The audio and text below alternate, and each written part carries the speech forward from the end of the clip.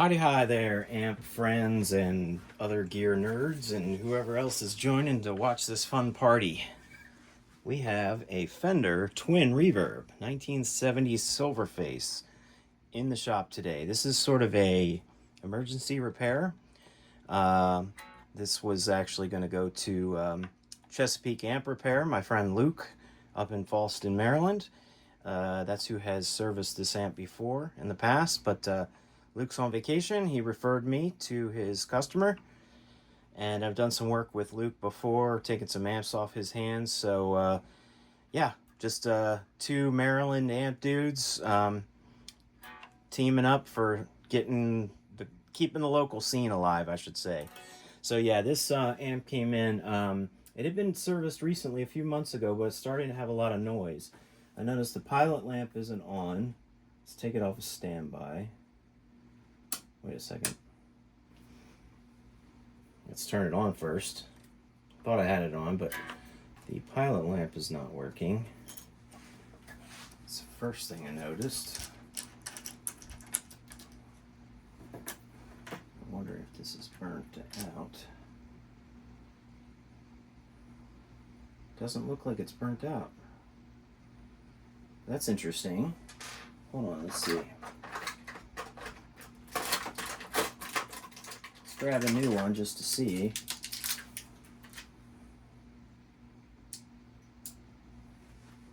This could be an indicator of... Oh, I guess it was burnt out. Is it in there? Alright, well. First problem is solved, right? Okay. Interesting. Well, if that burns out, then we know we got something going on with probably the filament circuit. Oh, yeah, that is a little noisy. So that sounds electrical to me, not speaker, although he did say that when he turns the bass up, that it is quite noisy.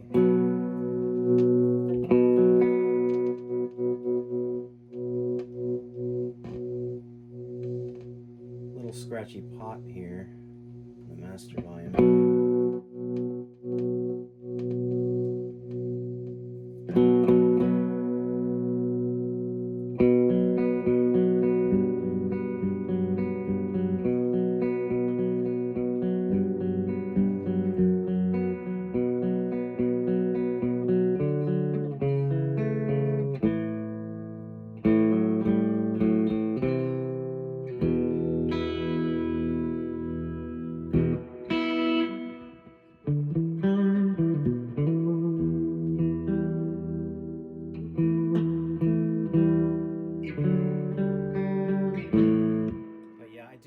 I do hear a hum.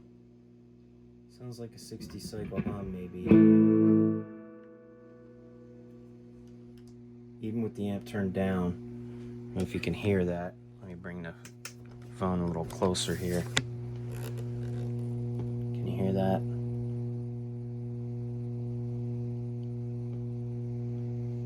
Here, I'll turn it off standby a minute. Pretty silent, right? Off standby, it's turned on. Yeah, that doesn't sound good. That doesn't sound right. So, I don't know if that's going to be a filter cap issue or what, but definitely an electrical issue. Now, he may have been experiencing a different issue. Oh, and I feel a vibration from that as well. This spot's definitely scratchy.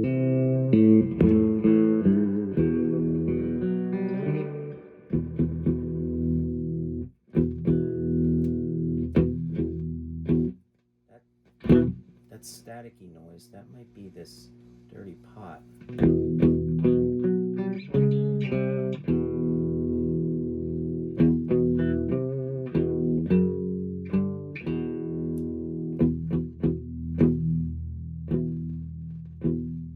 I hear the...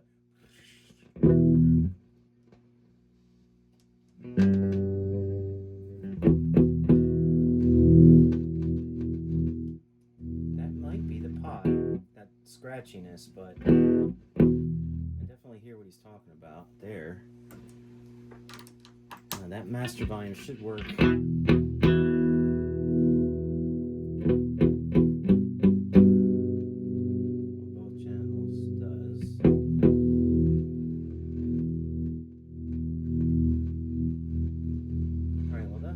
first thing we're going to look at.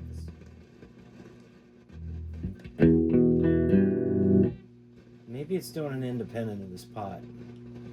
Now it feels like it as it gets warmer.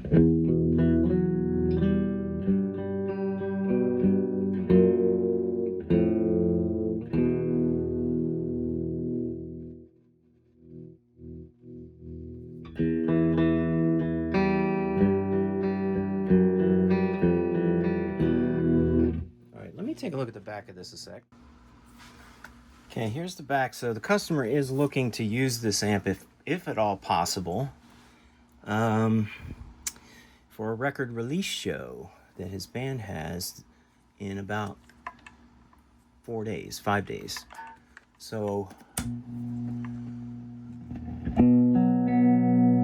just wanted to take a look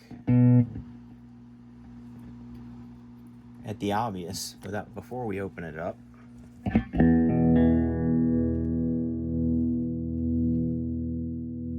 loose wire? Oh, well, this definitely seems a little.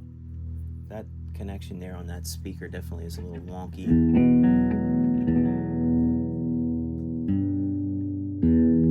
And he does have a set of replacement speakers. He does want to replace these originals with some new creambacks that he got, so he brought me those.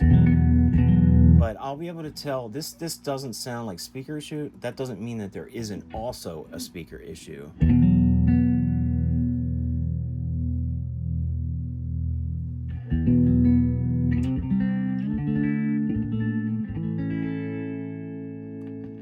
Oh, yeah, these tubes feel very, very loose. Oh, and look, that sound went away. Hear that? Okay, hold on, let me put my guitar down. Might have loose tube sockets. In that case, we can inspect them, and if they look okay,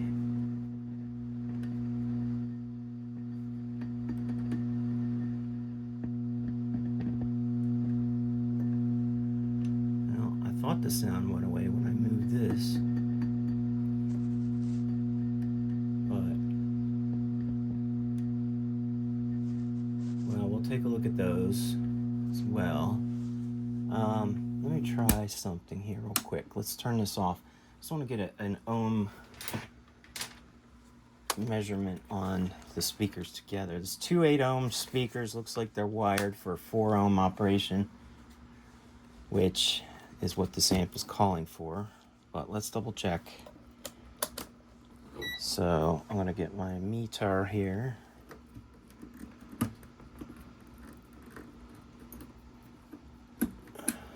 And we'll see what we're getting. Oops. Because that one wire looks a little like it's about ready to fall apart.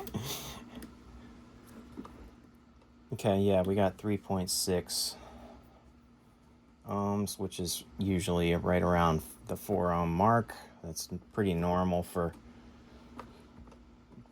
reading for a 4-ohm speaker configuration. But as I wriggle this, does that change at all? Yeah, just this connector right here, I prefer to solder these direct. It looks like these are soldered direct, but then the actual clips are just clipped on here. Well, we're going to put some new speakers on, so maybe we'll even change these wires out, just because they are the original ones from the 70s, and you know, they can get kinks in them and breaks and stuff. Doesn't seem like that's the issue. It's definitely not the issue that was causing this noise, but for reliability, if we're going to put some new speakers in here, we may rewire that a little bit. So okay, well, that doesn't appear to be any obvious major problem there, so we're gonna have to open her up and see what's going on. Let me just check one more thing. Get these off real quick. Just want to take a look at these preamp tubes.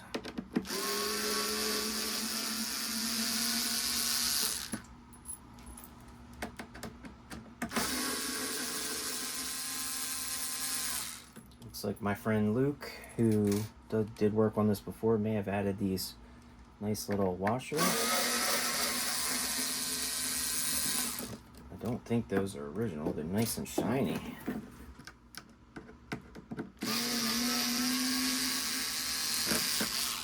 Okay. All right. What do we got here? I'm gonna bring you guys up so you can see the tube lineup. So we got 4 JJs, and we have a whole array, 6 preamp tubes. Here, let's go ahead and turn this on. Well, yeah, that hum definitely seems like filter cap issue, and I would assume, I don't know what work Luke did to this already, but I would assume if it needed caps, he probably would have suggested to do that.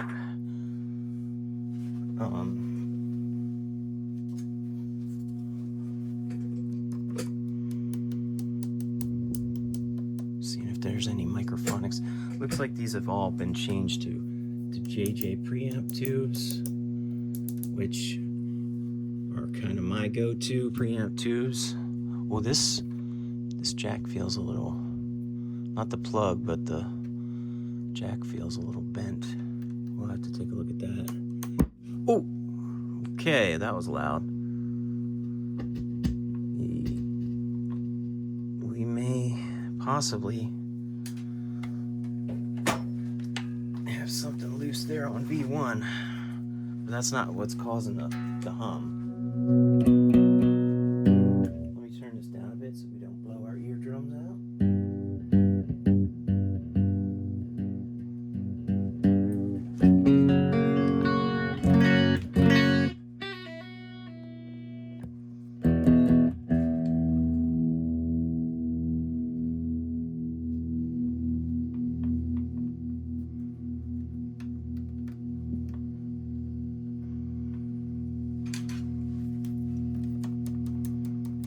Maybe that was just me moving that around.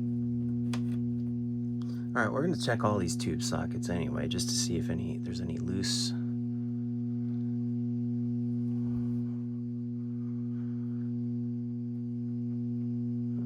That's good. Most of these seem to be okay. Now, I'm not hearing any obvious scratching and rattling going on, but this one, I thought when I moved it around that buzz went away. And this one definitely seems like it's really loose. Without these little bear traps here, I don't know if this would even be in the socket. You can see how much movement that has. So I think all these might need to be retensioned. Watch. See where the pin's right here?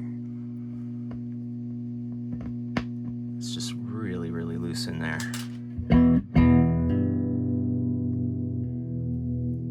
This one too. Maybe all of them.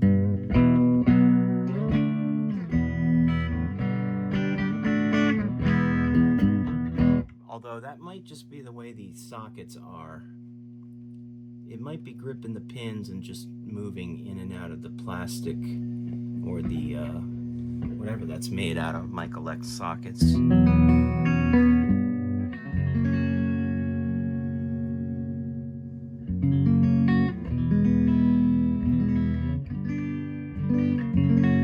All right, well, definitely can't troubleshoot anymore without taking this out, but I just wanted to take a look at it, and we know it's working, but that hum is not good. And that's definitely, to me, sounds like an indicator of some electrical issue. We'll take a look at the caps under the doghouse, make sure nothing's exploded. That's a big doghouse under here. Look for loose connections. We're gonna inspect all the tube sockets, test all the tubes. Nothing appears to be obviously microphonic. Although, maybe that one. Hold on a sec.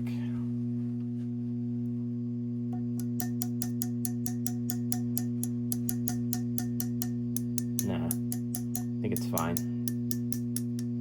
Got the volume all the way up now.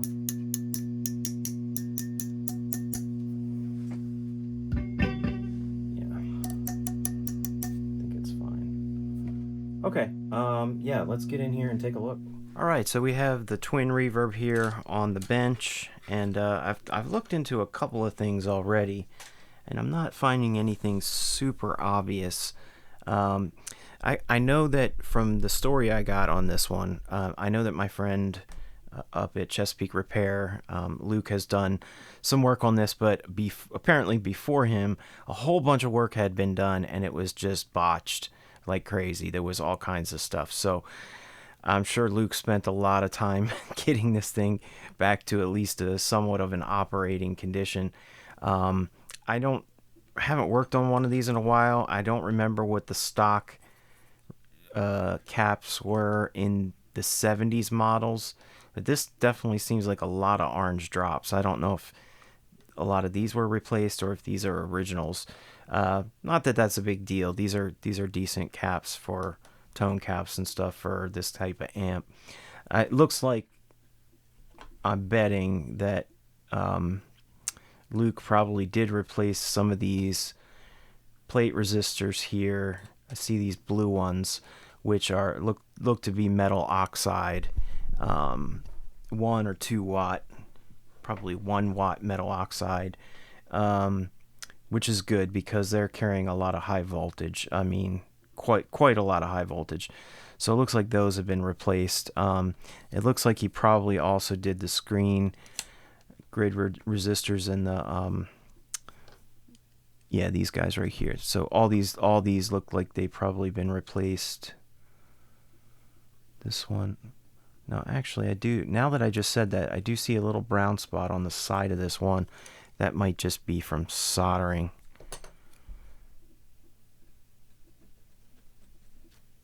Interesting. It does look a little heat, like some heat got to this one, possibly. But anyway, when I turn it on with this set of power tubes that's in it, which is a matched set of 6L6GC JJ tubes, the labels have gotten a little discolored from the heat. They do get quite hot. And I noticed that, I don't know if you can hear that through this particular microphone that I'm using at the moment, but when I showed the video in the beginning, that loud hum sounds like a 60 cycle type of hum coming from the speakers. When I had this set in there, I noticed the hum. I put a brand new set of match pair in there, match quad, and I didn't hear that sound as much.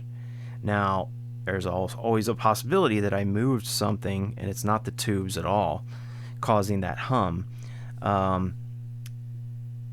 But it does seem that when I was moving these heater wires around a little bit, I almost got it to stop once, and then ever since I haven't been able to get it to stop. Now, I'm thinking maybe for this repair, I should probably just redo this heater wiring, because here's what I'm noticing. One, it's very poorly done over here on the power tube section. It's barely twisted. Not that a lot of noise is going to get picked up by the power tubes from an untwisted wire. That matters more down here on the preamp sections where it does look pretty well twisted.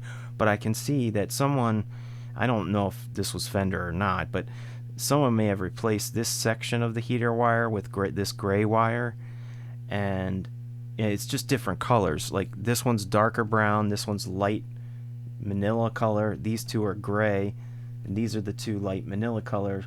And it looks like also the end of the chain is not down here at the first preamp tube.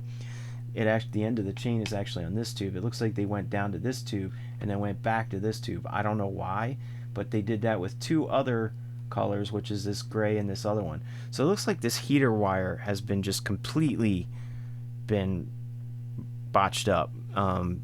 Like I said, probably not Luke, but maybe in the past. The other thing is there's tons and tons of solder iron burn marks all over this whole thing. I mean, it's just everywhere where it's burned.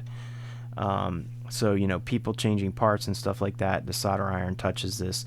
So the integrity of this heater wire, I'm just not liking. And I'm also thinking that I could do this in a way that would make it move a lot less and be much more finely twisted by using what I prefer to use, which would be solid core wire for the heaters, because I could do them and lift them up and make a bridge, and I could put zip ties on it, make it really nice and tight and secure. So that'd be a bit of work, but it might be worth it in this particular amp. And the other thing is that hum is very likely to be coming from the heater circuit. It does look like they put two, and I don't know if Fender did this or not, but it does look like they put two 100 ohm resistors for a center artificial center tap for the heaters here at the light. So and all these wires here are all shrink wrapped. Like, I don't know why. Like, did somebody, you know, cut them, break them, have to extend? Well, this one had to be extended. Did this have to be extended? I don't know. It doesn't seem... Why would they have to be extended? But there's heat shrink all over these. So, like I said, the integrity of these, I'm just not 100% sure I like that. The other thing I noticed is, and I don't know if you'll hear this, but he did say there was a lot of noise, and it seems to get worse as time goes on and it heats up. Now, I don't know if my customer uses this onboard reverb tank. I'm going to have to ask him. But I noticed that this pot is very sticky. Like, it's not noisy when I turn it, but I don't know if you can hear that noise coming in, but it's super staticky, and I don't have a tank hooked up at all. So I noticed when he brought it to me, the volume of this reverb tank was on like 4. So he can get rid of that particular noise. Do you hear that noise coming in? Hopefully you can hear that. Here, I'm going to see if I can move this microphone down here a little bit. All right, I'm pointing it towards the speaker that I have. The speaker that I have it plugged into. So listen to me turn this reverb pot up.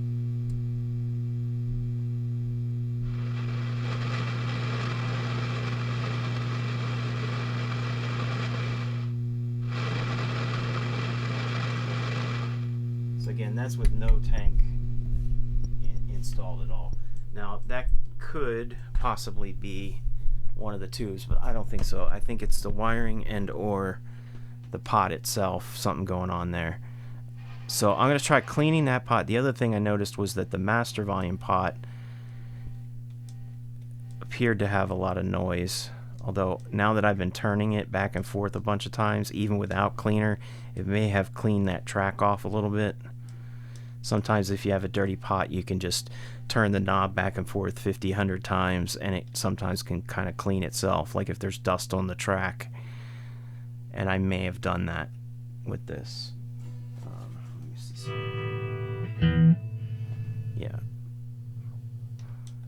But I feel like I want to at least clean the master pot, and I want to clean this reverb pot just to see if it makes any difference. My gut says that reverb sound might have been what he was talking about. Oh, wait a minute. Where'd the sound go? Oh, it's because I had the master volume all the way down. Hold on. Yeah, I mean, that's just extremely loud.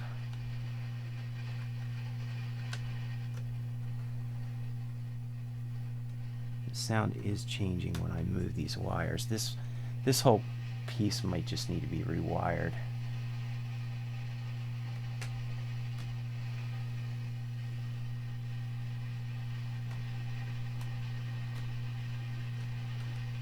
Hold on. Let's see if there's any sensitive components over here by the reverb stuff.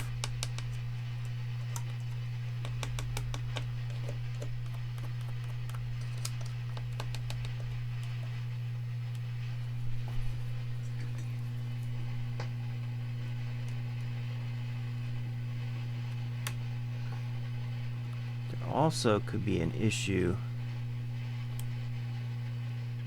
with the reverb driver.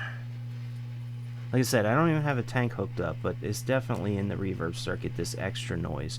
So we got like a 60 cycle hum noise, and then we got this firestorm of lightning storm of reverb static going on.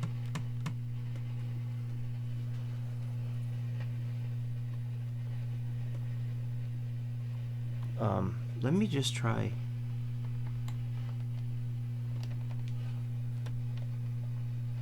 Let me just try replacing that one preamp tube real quick. Let's see if it makes any difference on that noise.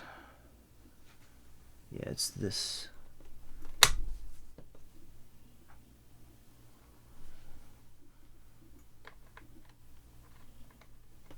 Okay. Let's let that heat up a second. I just put it on standby to replace that tube. So this one, I got to check the schematic on this, but this one's definitely part of the reverb circuit. I'm not sure if the reverb recovery is this tube here. Wait a minute. This is the reverb recovery. I think this is where this one here, the third one, is probably the first stage of the reverb to go to the tank. This is because this is the driver here. All right, let's just see. Oh. Well, that's definitely a lot better. I don't know if you could hear that, but there's definitely a lightning storm going on with this one. Let me just see. It could have been that I moved a wire and it's going to come back.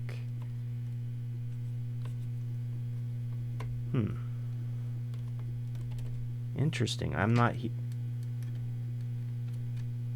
either that or it was me messing with these wires. Let's see. Huh. Seems to be gone. The reverb noise. It's on 10 right now.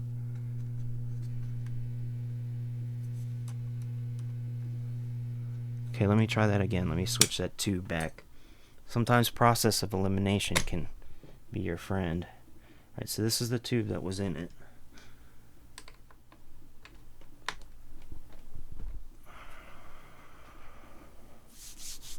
Let's see if that lightning storm comes back.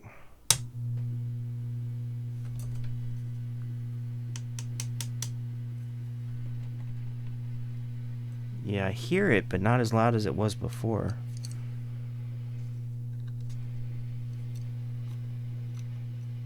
Yeah, I can hear it. I probably should have this hooked up to my Captor X so you guys can actually hear what I'm talking about with this noise. Although, you may not want to listen to noise. Noise sometimes can be very unpleasant, right? In a guitar amp, it definitely is. Yeah, I hear this static a lot more now. Let me do this real quick. Let me see if I can hook you up. I'm going to hook you guys up to the audio here. So what I'm doing is just, instead of going to this little speaker cab I have off to the side, I'm going to put you in through the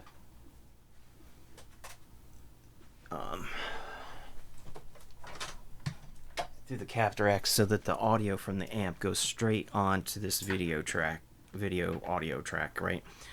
I gotta put some headphones on so that I can hear it. Let's listen to this to get a baseline static with this original tube. Okay, I've got my headphones on now. Woo! That's loud through my headphones. Okay.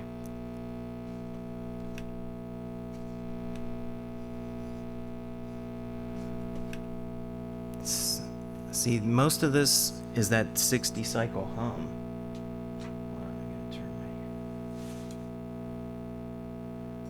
Hold on.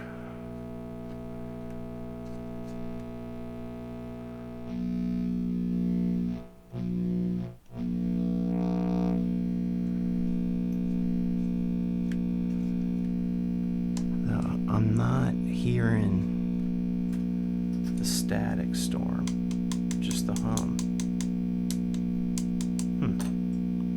Maybe I moved something when I took that tube out, but it was way more of a static storm going on. Hold on.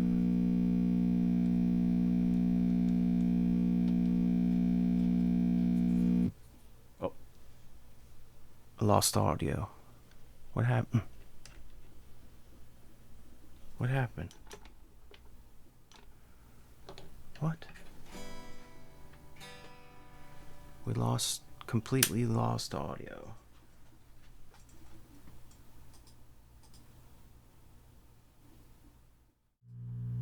All right, well, I stopped the video. We didn't lose audio. For some reason it got real quiet on this signal going to my computer. I don't think the Captor X liked all this noise that's going on. But now it is like a hammering massive noise. Oh look, it's changing when I change this master volume here. I mean this preamp volume. What is going on with this amp? Now it just went away. It was this massively loud noise.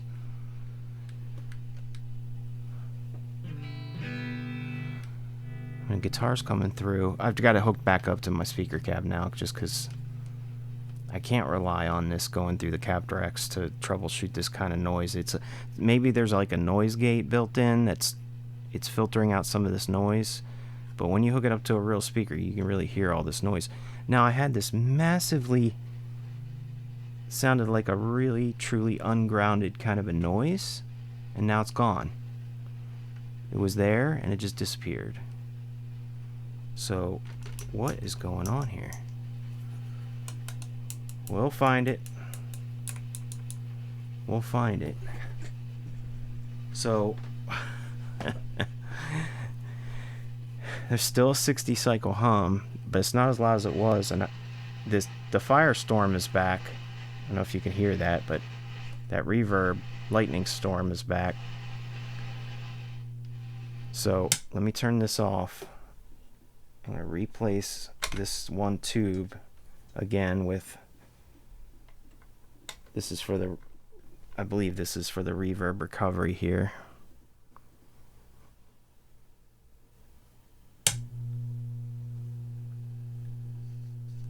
Okay, the firestorm's gone and the reverb is all the way up 110. Let me just see if it takes some time and it comes back, even with a brand new tube there. But there may be something going on with this tube.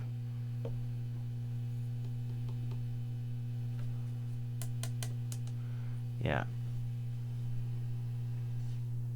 I'm not hearing it now.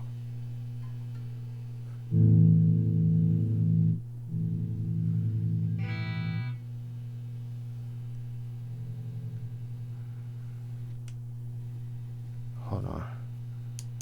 I'm not hearing the firestorm. Static storm.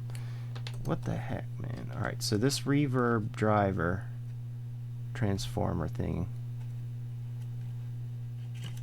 Oh, hold on. I heard a noise when I did that. If this isn't getting grounded at the jack, that might be a problem.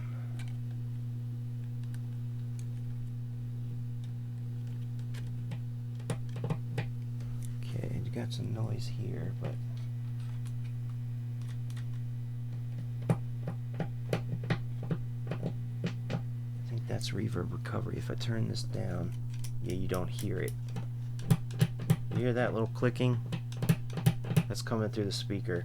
That's right here is where the reverb pedal and the reverb jack are coming from. So this is probably just signal wire here going to this tube, and this is the tube I changed that had all that static noise. Okay,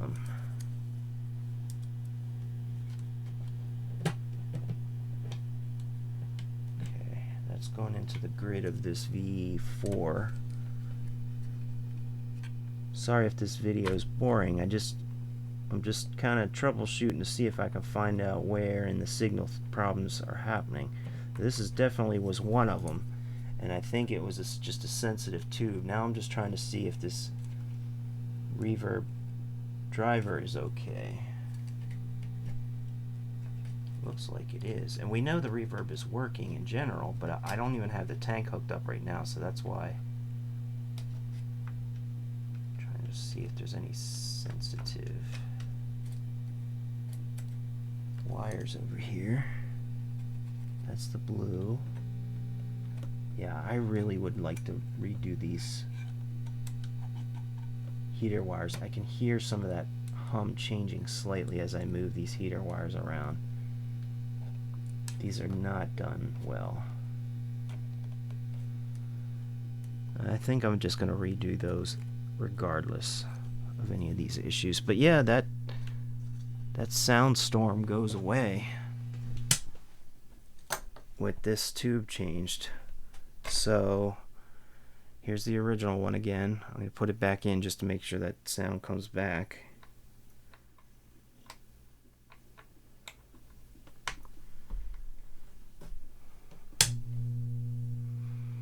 It's like it takes a second, and when it gets hot enough,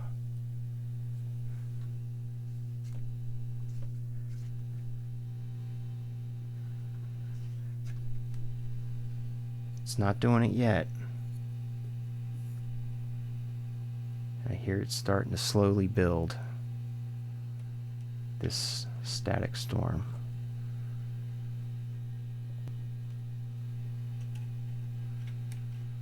Hold on.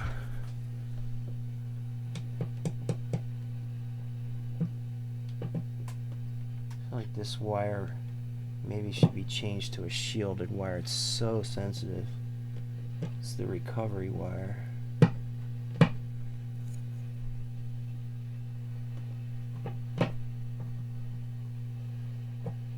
Yeah, I hear a lot of static coming through that tube now. So that's definitely one issue, but that's an easy fix.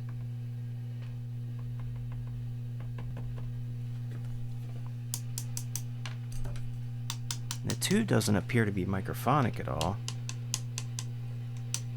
but there is quite a sound storm of static going on.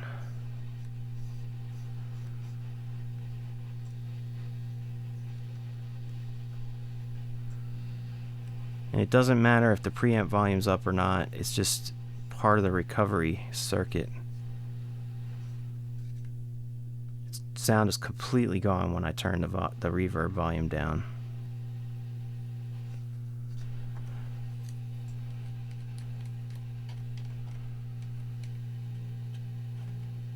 Yeah, I mean,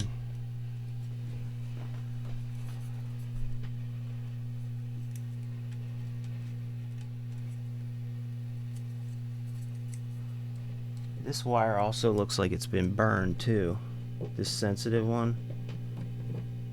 And the closer I get it to these heater wires, the more noise it's picking up. So that's why I want to redo these heater wires too. But this one could use maybe a little shielded wire. Probably would cut down on some of that noise, although it doesn't seem to be a problem with a new tube in there.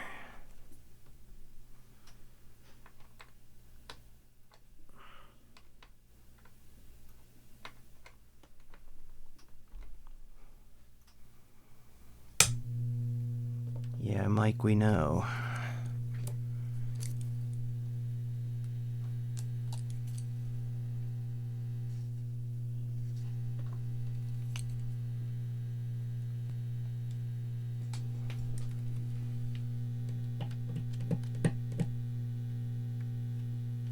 Yeah. The tube's still, I mean, the wire's still sensitive, of course, but I'm not hearing the static flurries. And I'm wondering if you play, as you play, if that gets worse.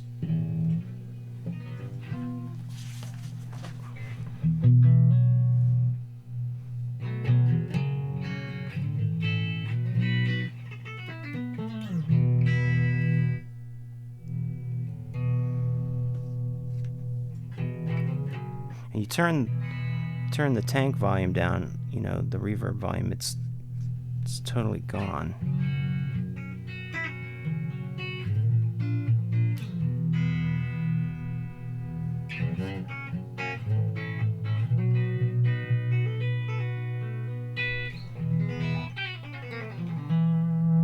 I'm not sure if you're hearing my guitar very well, but I'm just seeing if that makes any difference in that sound. I don't hear anything. So it definitely, okay, so changing that one tube, this tube, I mean, this tube might be fine in a certain amp in a certain spot, but it does seem to be causing some static. So I'm going to put this off to the side here and go with a new one for that. That might be the cause of some of this noise, and I think the hum that we hear, I mean, my gut says heater wire. Just all the way all this is done, I think we could make the amp a lot quieter if we redo this wire. Again, it's just so piecemeal. It's like, is this being broken off of here? What are they doing here? Oh no, okay, so it looks like it's here and here. So that's black to this, so this runs to the first heater pin right here, and then this one, there's another wire that's up underneath here. That's the other one. And it looks like, yeah, both of them are coming off this light socket with two 100 ohms to ground for the artificial heater center tab.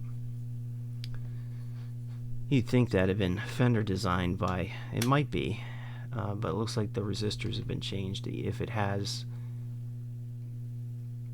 if it wasn't Fender designed, because you'd want that to be without a transformer with a center tap. Although, hold on, there's green and yellow. What's this one for? Is this bias? Yeah, that might be bias. Okay, so this one's oranges for bias. This is the center tap here for... Wait, hold on a second. What's this red wire going to ground for? That might be the center tap of the... Maybe this is this yellow and red is the center tap for the... Wait, what? Hold on a second. Hold on a second. What are they doing here? Sorry, I'm getting confused here because there's so much kind of botchery going on here in this amp. Stuff's getting, you know, heat shrunk, and it had a different color on the coming out of the transformer, and then the extended wire with a different color. I just want to see something here. So what's this guy right here? Okay, that's 230 volts of DC. Whoops. Okay, and then I would expect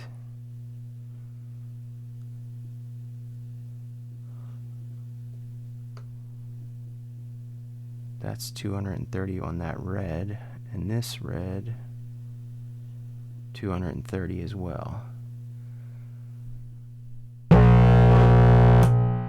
Whoa. Whoops. So that was interesting.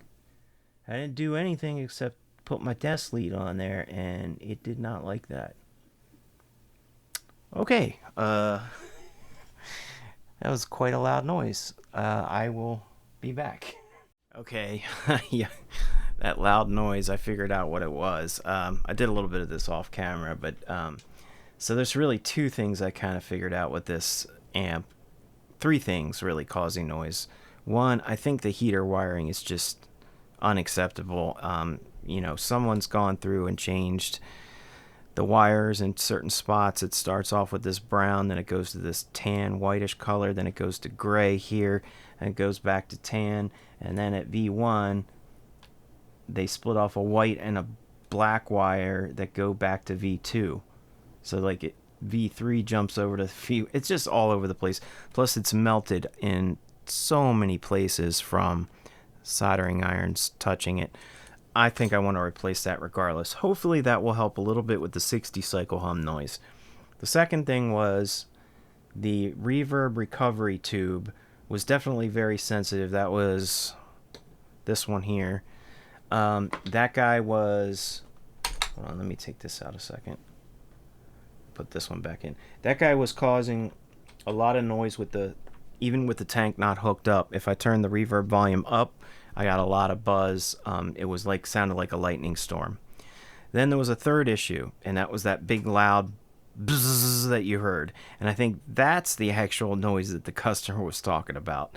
After speaking with him, I think he said that it was just so noisy, and you try to play notes and you can barely even hear your guitar, it's so loud. Well, I found out that that was V1.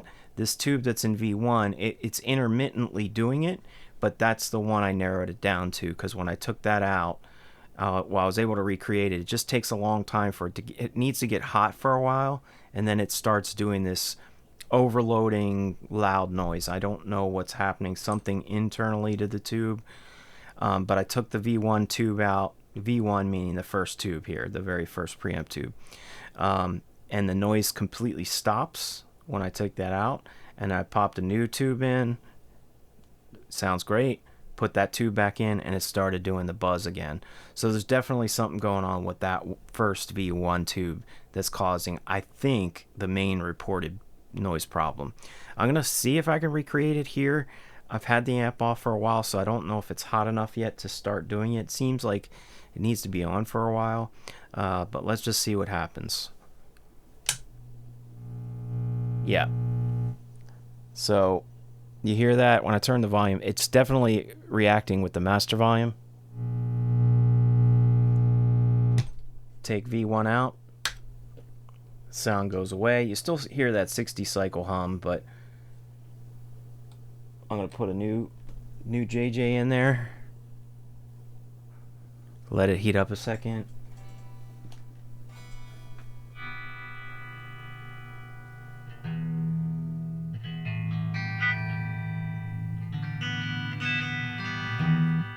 So yeah, that's exactly what it was. If I take this V1 out again and I put the old tube back in, it even says old on it. Somebody wrote with a marker. Sorry, you can't see. I don't know why, but maybe that wasn't a good sign to have that in V1. If I pop it in,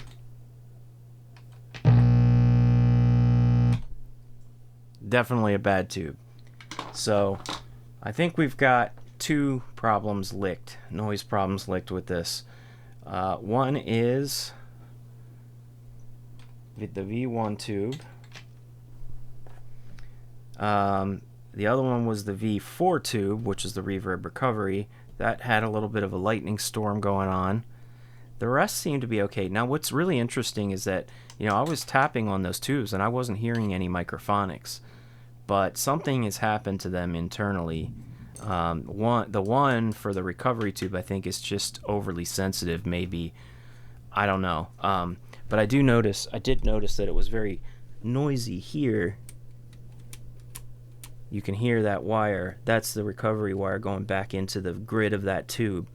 So I may wind up putting some insulated wire, or shielded wire, I mean, just going from here to there. I know it's only like 2 or 3 inches, but maybe I won't need to now. I don't know. Maybe I won't need to. If I change the heater wires, maybe that'll cut down on some of that 60 cycle hum. And because I noticed that the closer that these heater wires get to that wire, the louder I can hear the hum. So just by moving wires around. So I think the issue here was 2 preamp tubes, and if I can get the amp to be quieter at idle by replacing these wires.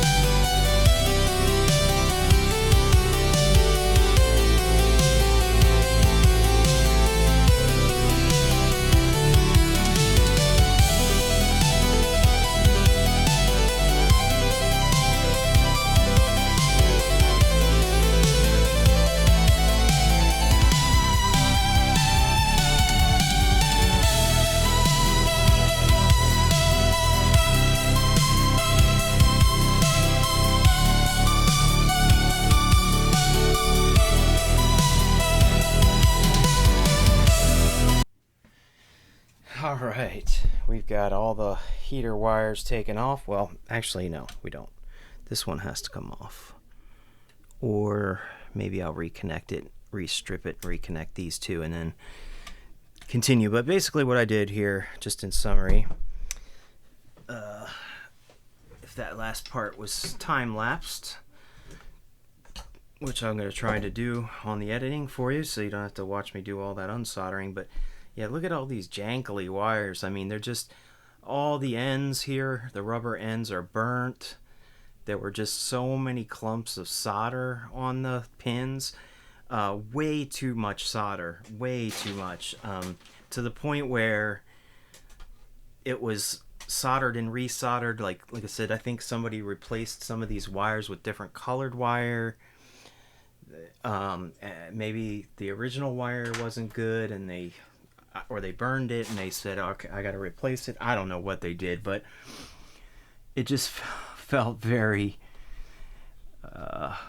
jangly, you know, so to speak. Now what I'm gonna do here is so all the entire heater circuit is completely unsoldered except for the lamp and these two wires coming off of it here, which I'm probably gonna, I guess I'll keep these, but I did want to maybe restrip them because there's just, you can even see the glob of solder on here. It's just massive amounts of solder. Way too much solder, and it's just leaving for a mess around these pins. It's not very, most of them weren't very clean. Now I've gone with this solder vacuum, solder sucker pump, so to speak, and got rid of all the existing solder on those pins. So for the power tubes, that's pins 2 and 7, and for the preamp, all the preamp tubes, it's pins 4 and 5 together and pin 9. There's still some pieces of junk here. I'm gonna have to vacuum this out, but I tried to, here's one I can still see just a little tiny bit of solder on pin 4. So pin 4 and 5 were connected together. What it looks like they did on some of the ones down here, these pins are very small openings and that wire is pretty thick, so they would put it in and they would wrap it around and like tie it, which made it extremely difficult to get it off. It doesn't need to be done that crazy. You don't need to tie knots in your wires and then solder them, you know. Oops, I'm trying to just get this little bit of excess solder off of this one pin. Hang on.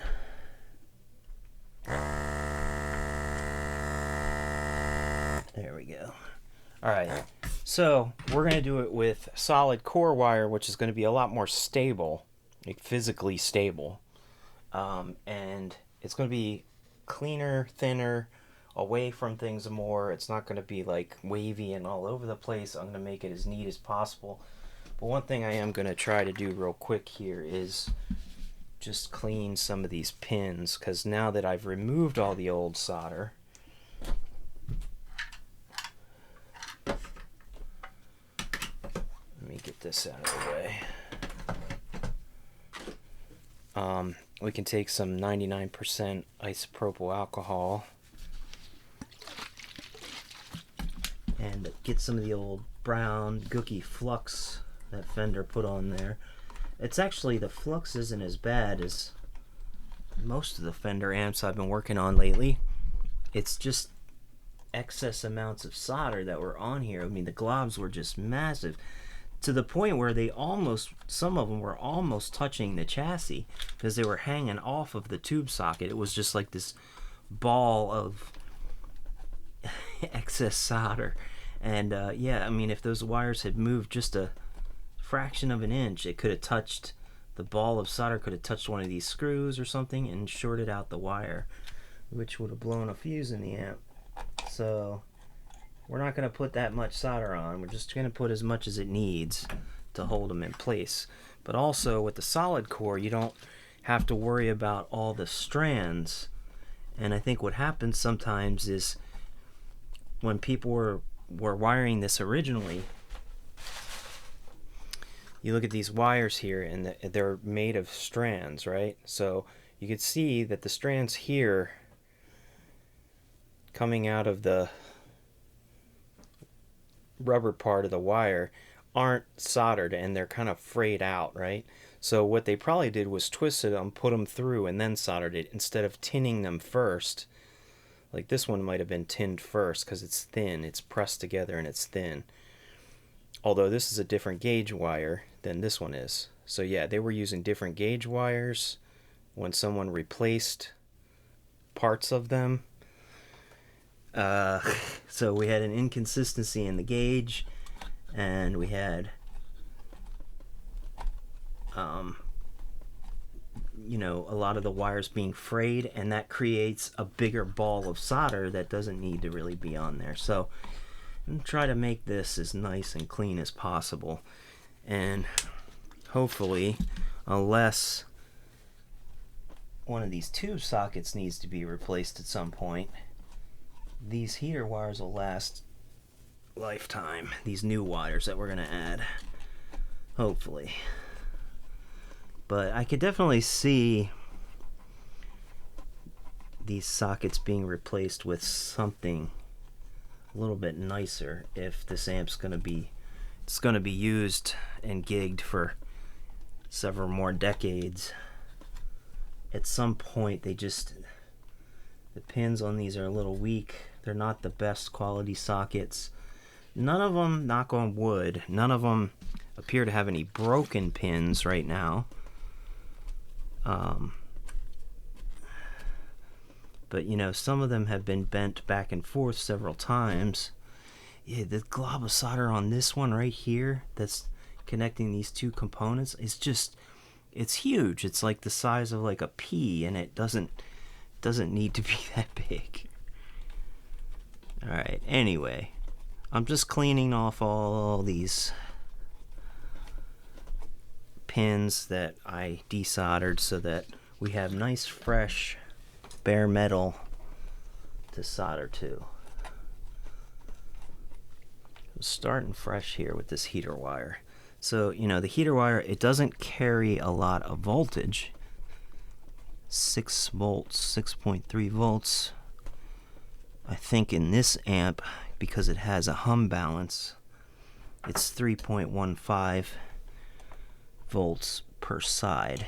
Oh yeah, let's see, look, here's a little chunk of solder that didn't get,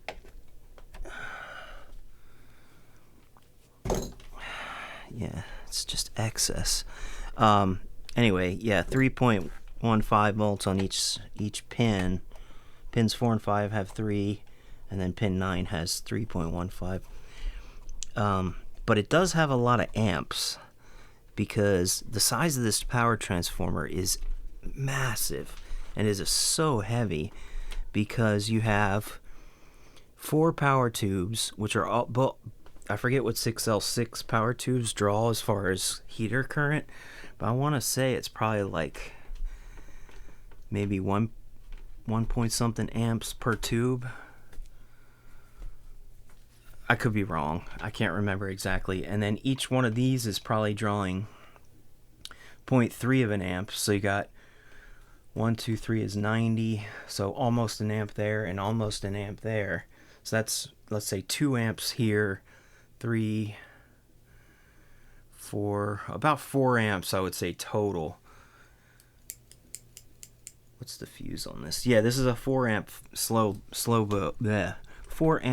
blow fuse, so it's probably just under 4 amps total that this is drawing current wise on these filaments. So that's a bit, you know. So I really just want this to be done right, and hopefully this will be a lot more reliable and cut down on some of that noise. I am really curious to see if this does cut down on the noise. Another thing I can check if it doesn't seem to be making the noise levels any better is checking out these 100K or 100 ohm resistors for the artificial center tap. I almost thought that this amp had a center tap already, because if you look at this power transformer, hang on a second. So here's the two red leads are going to be the high voltage going here and here to the rectifier, which is these diodes. I really should probably replace these diodes too. I don't know how well those diodes hold up. But this, the way the configuration they have is a bridge rectifier. So these are the high voltage leads. Then one of the wires coming off of this power transformer is going to be the center tap for the high voltage. Now the question is that this red wire here, it looks like somebody extended it, because it looks here like this is orangey something. So that's getting soldered direct to the chassis. And then this, normally, this here, this is bare exposed wire right here. It's because they're, oh my gosh. All of these power transformer wires have been extended. Look here, the heat shrink is just cut in half, exposing this bare wire right here. I gotta fix that too, because if that touches this metal on this chassis, although this is supposed to be, no, this isn't ground. So this isn't going to a ground point. This is going to the primary of the output transformer. So this has got to be the center tap for that. This is probably bias. And then you got like a yellow and a green for the heaters. Usually they would be the same color, but it looks like they're different coming out of the output transformer. And then here's the primaries right here. So yeah, it doesn't look like it's got a center tap for...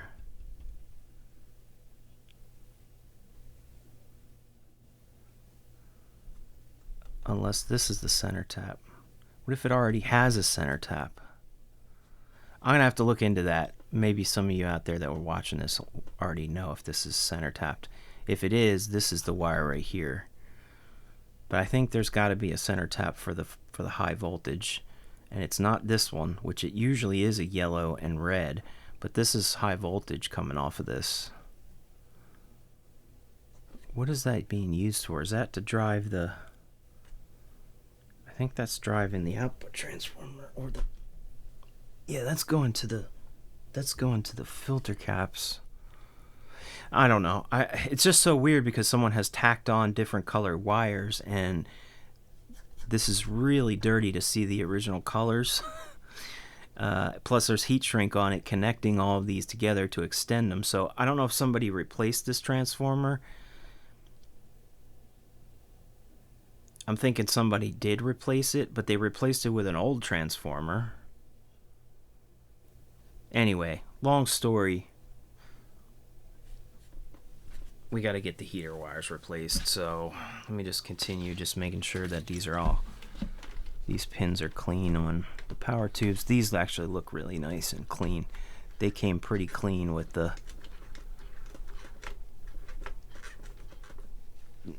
solder sucker, just getting all the old solder off. It doesn't look like somebody went nuts with the flux on these, but they definitely added a lot of flux on the preamp tubes. I may need to get some Q-tips down in here to really get both sides of them.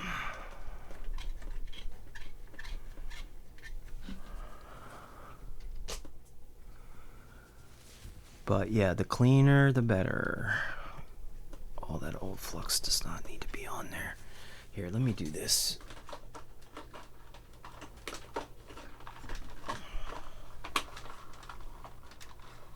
Come on.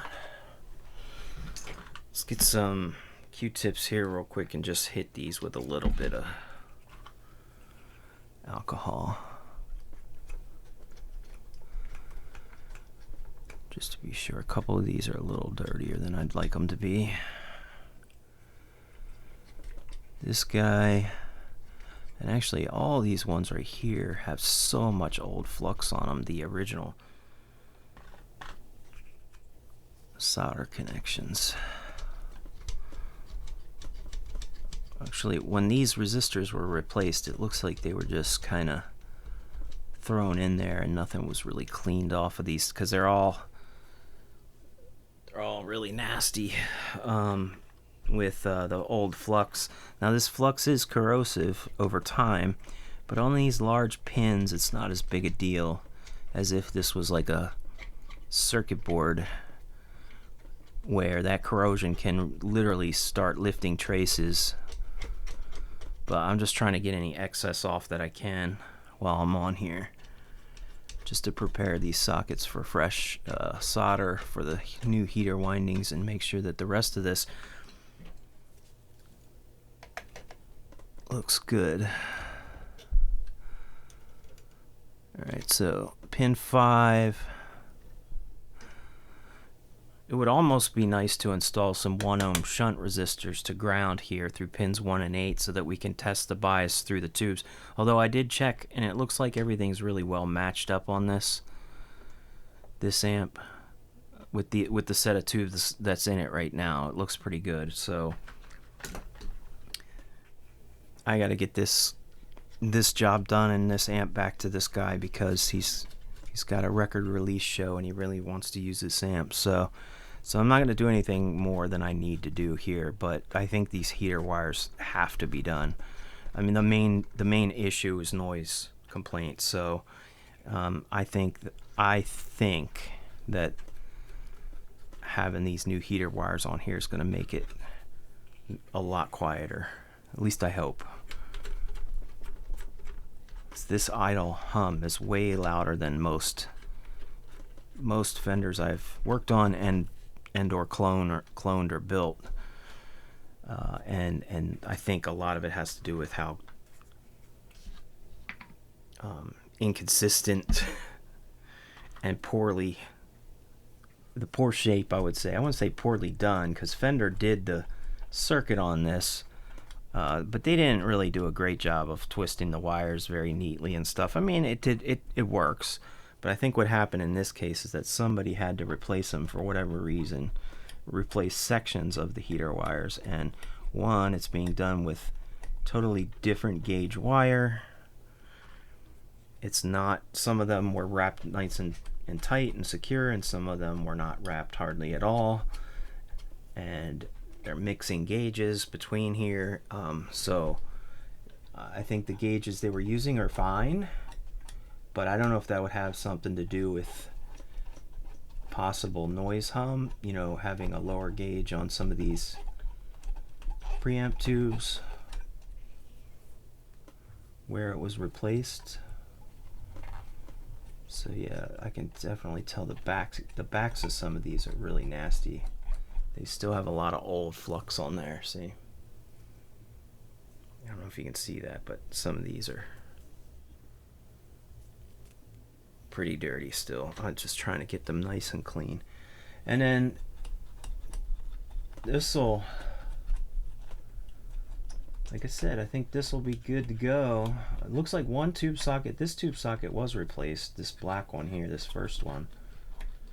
And maybe that's why someone did something weird with the heater wires. But why would they go all the way down here and then come back to V2? I don't know. Maybe they forgot to do V2 and they just went down to 1 and somehow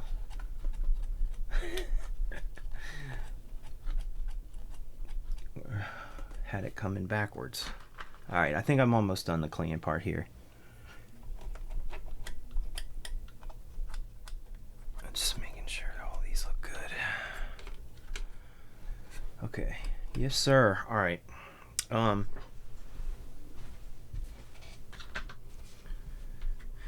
Ready to go. So what I'll do here is, next section I'll probably time-lapse this as well, so you don't have to sit through all the wiring, but I'm going to basically build a brand new heater wire, and I'm going to manually hand twist the wires, and since I'll be using solid core wire, the wire will stay in place really nicely and we can bend it really nicely.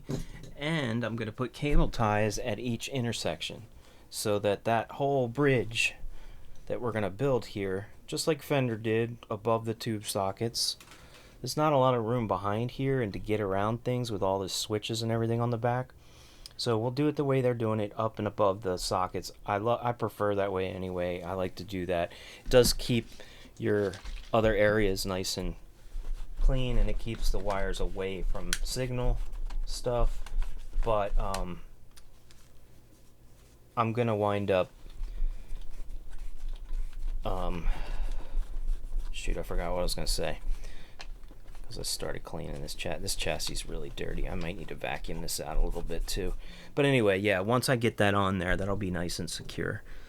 All right, so enough of this. Let's start making the twisted wire and getting it installed.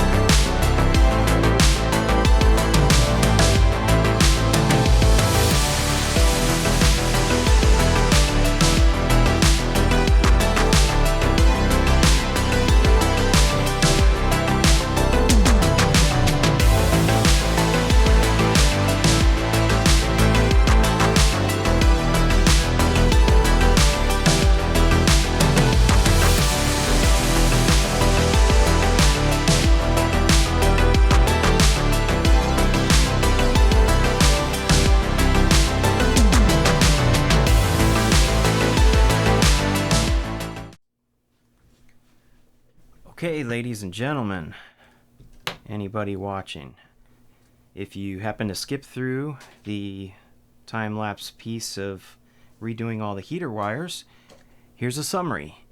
So, yeah, it went really well. Did take quite a long time, but I'm pretty meticulous about this. So I wanted to make sure I did it right. So I actually did it off of the light. So I essentially restripped these wires here, although they've already been extended off of this power transformer.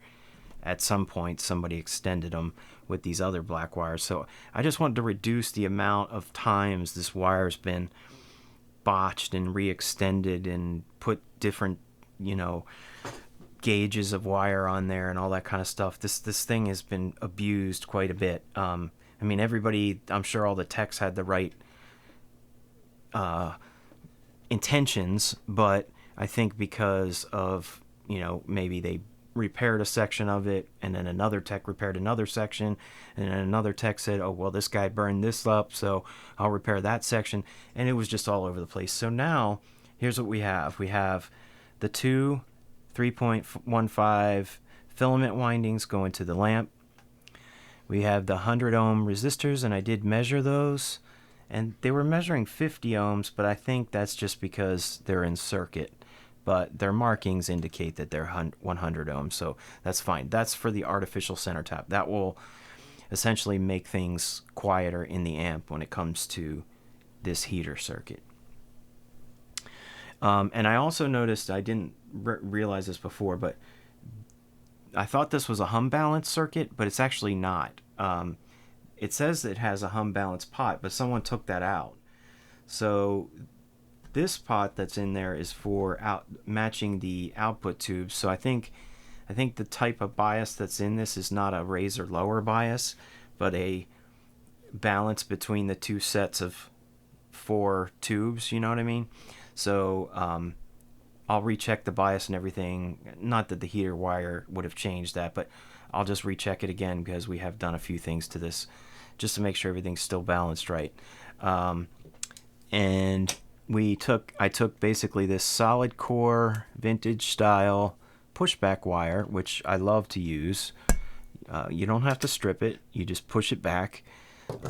It's definitely falls in line with the vintage style cloth wire here coming off the transformers. But what's really nice about this is that it's solid core, it's not stranded, so you don't have to worry about little strands poking out, shorting things out. It's all one piece of metal through the entire wire. And we've twisted it and we've put zip ties on it to every single tube. So this whole bridge is very secure. There is a little bit of wiggle, but that's just because that's the pins themselves that are going down into the socket, moving up and down, and that's just how these sockets are. However, I don't expect anything here to come loose. I've double checked every connection and pulled on it to make sure that all these new wires are secure, and I'm also kind of trying to bend them in the best possible position to eliminate noise. So essentially what's happening is they're elevated about an inch or so above the sockets. Here, let me see if I can get you a different view. Slightly different view here. I can't go any further than that with the camera cable. But yeah, see, they're about an inch or so off the sockets. They come straight down onto the heater pins, so they're not next to the other pins where the grids are, where it would be inputting signal into the tube or outputting signal to the tube. They're not touching against those or anything. They're going straight down. It's essentially how Fender did it. It's just a little bit cleaner. And also now we've got all essentially one piece. So all the yellows go to one side of the tubes, basically all the yellow wire, and all the blue goes to the other side, so that there's an equal amount of heater current running off of each tap from the transformer. So all yellows on this side, all blues on that side. That's why I use two different colors, and it's easy to tell. That way you don't mess it up. So that may eliminate hum, because I did notice that I think in a couple spots they had actually did one over here with the same wire over here, and one wire over here, same wire over here, and a couple of them were zigzagged and a couple of them were the same wire. So that may have been contributing to hum as well. Hopefully this will, I hope, reduce the amount of idle hum that's going on, that 60 cycle hum that we heard. I'm gonna go ahead and just for cleanliness, I don't need to go nuts with this stuff, but just because these things are flapping around here quite a lot, these transformer wires, I'm just going to put one little zip tie. I'm not going to make it real tight, but just to keep the movement down, because the more these things move and shake, the more they pull on their solder joints, and something could come loose. I did resolder this one because it looked a little jankly. So yeah, I did that, but yeah, I'm not doing this very tight. It's just enough that when you put a zip tie on something, it keeps it from moving as far as it used to go, right? So right now I'm pushing on this pretty hard and it's not moving very much. My gut tells me I should probably also replace these old diodes here for the bridge rectifier, and this one here, which I think is for the negative bias. I mean, I'm just not sure with these 70s ones. I mean, they're cheap parts. I mean, I'm just not sure if they fail or not. But I know in some of the older blackface Fenders from, you know, a decade or two before this amp, a lot of those I just replace automatically because I've seen so many of them fail. Now these little ball type ones, I don't know, maybe they're more hardy, that they used in the 70s. I don't know. I mean, that's not part of the problem, but it is part of the main power supply. It's the whole rectification of this entire amp, and if one of those fails, then we're going to have problems, major power problems. So it's not an issue now, but I don't know, just preventative maintenance. I was thinking about changing those.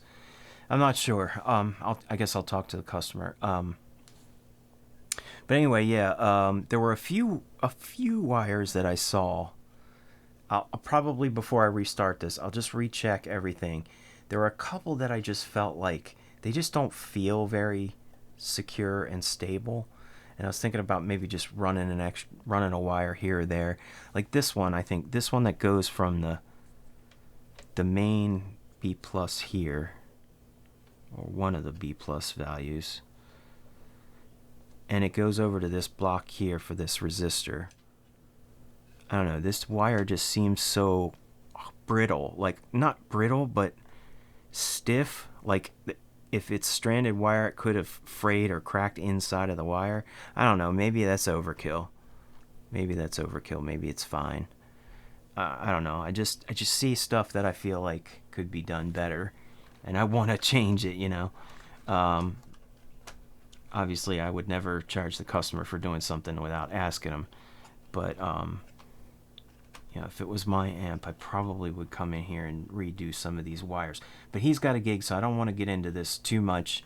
He can always bring it back if he wants me to do more of a restoration type servicing on this amp, where we go through and we really tighten things up, you know, really well, redo a few things. I'm not talking about changing parts out, but just some of this wiring, make it better, cleaner, more reliable. I did vacuum it out, and I did clean with alcohol as much as I could. I mean, there's just so many wires I can't get in here without taking stuff apart. But I just tried to get some of that junk up. You know, it was pretty dirty. So it's a little cleaner than it was, but I do notice lots of little bits of solder and different things hanging out around different spots that I didn't even touch. Like around here on this brass plate, there's some bits of solder. Like on the chassis, I don't know, underneath here, they're just little floaters, and they can cause shorts. So I'm going to try to turn this upside down and really shake it out, and then re-vacuum it out before I start it back up again. But yeah, we're just about ready to do that, so I think the next phase here is I'm going to probably hook a Variac up just to make sure I didn't hook something up incorrectly. I mean, all I technically did was the heater wirings, but still, I could have bumped a wire, I could have moved a wire, pulled something out. I'm going to re-inspect everything and just make sure that, because I did move, the reason I moved a lot of wires was because I didn't want to burn them and melt them. So I kind of pushed a lot out of the way, and in doing so, I was trying to sort of make it a little bit neater. I mean, sort of with working with what I have, right? I was just trying to get some of these organized a little better here. I mean, that's just how Fender did a lot of these. They slapped the wires on, and it wasn't rocket science for them. They weren't trying to measure everything out perfectly and make everything super clean. They're just trying to make it functional and get these out the door. I get that.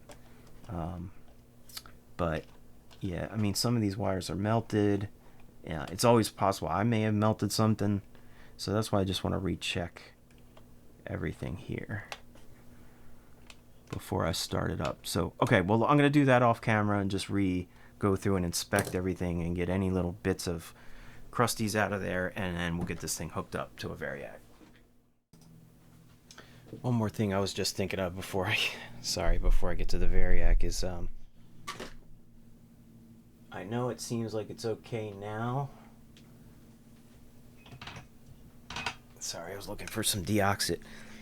But I know that this master volume pot was scratchy when I first started messing with this amp.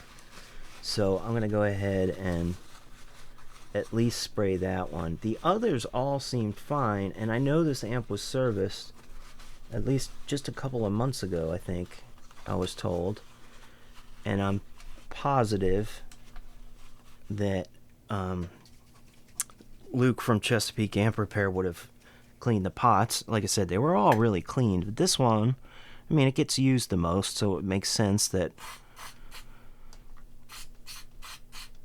you know, it could use a recharge here. Hang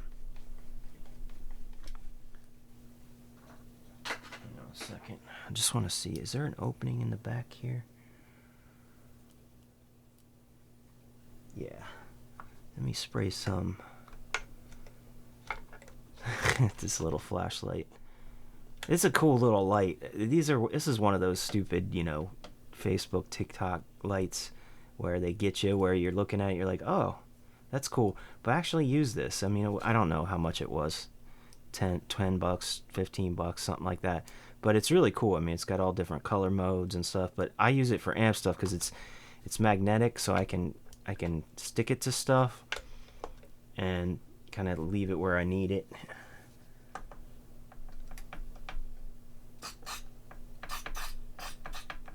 Alright, so I'm attacking this pot from all angles. I'm getting it from the left side, the right side, and I definitely feel it loosening up a bit now. It did feel a little stiff.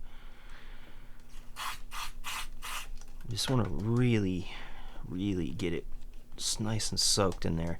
And I've had amps that I've worked on where they were so dirty.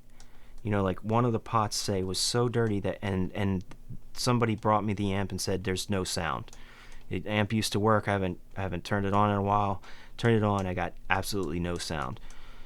And it turned out to be literally just a dirty pot because, you know, there's a track there, and if the track gets so dirty that the little wiper on it can't read, and you're sending signal like a volume pot, you're sending signal to that track, and that needle can't pick up on it, the signal stops right there and it doesn't go any further. So, you know, I'm gonna probably hit these guys, the main volumes. I don't think I need to do all of them, but the ones that get used the most would be the volumes and stuff. Again, none of them were scratchy except for that master volume pot, but so I'm not gonna do all of them, but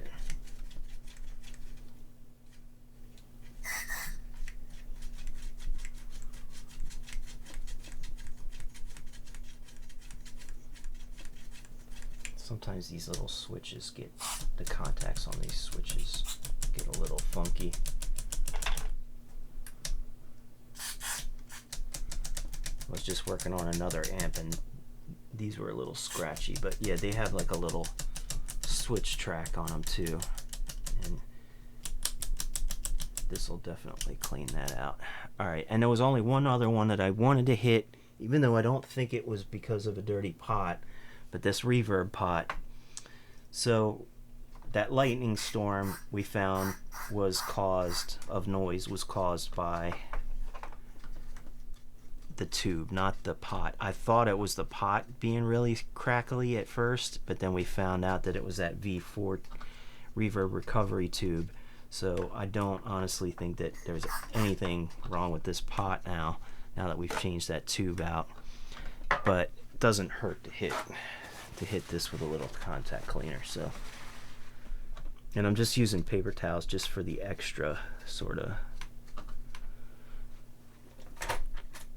Hold on a sec. I want to adjust this one a little bit because it's so tight against the chassis here, the faceplate I mean, that it's literally just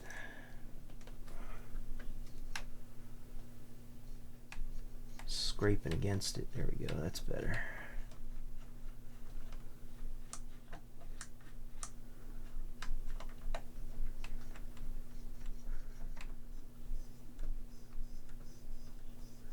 Oh hell. You know, once I get in here and I start doing it, then I realize maybe I should just hit them all with a little bit. Again, I don't think they're gonna need much, but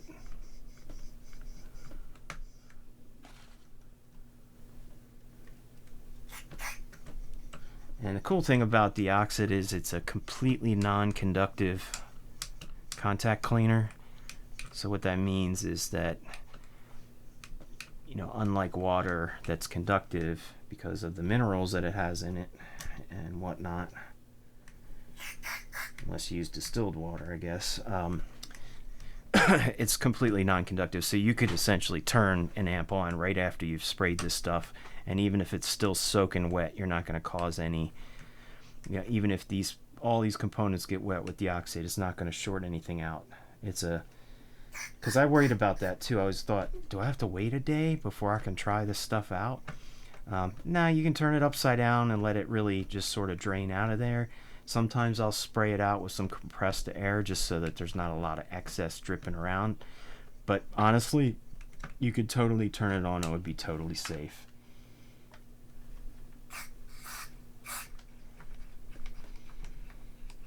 And another thing is, this is just a little tip for you guitarists out there, or bass players, or any musician for that matter, who uses some type of a amp, or even a guitar, even an instrument that has a potentiometer, a pot like this.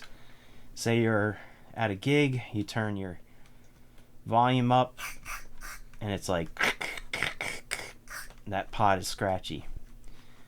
Try turning your mute your sound, you know, put your amp on standby or whatever, and try turning that pot like 50, 100 times rapidly like I'm doing here.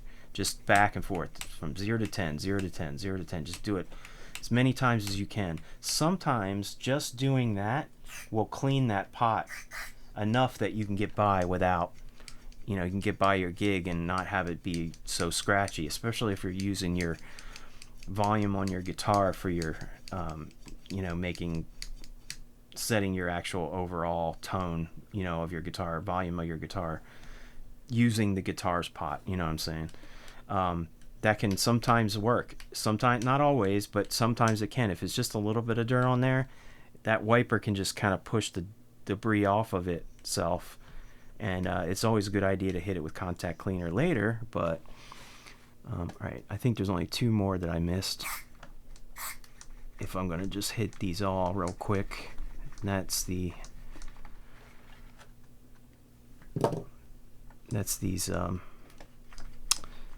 tremolo pots down here. 1 more. And I love these old pots because you can really get in there easily and get exactly where it needs to go, right on that wiper, that track.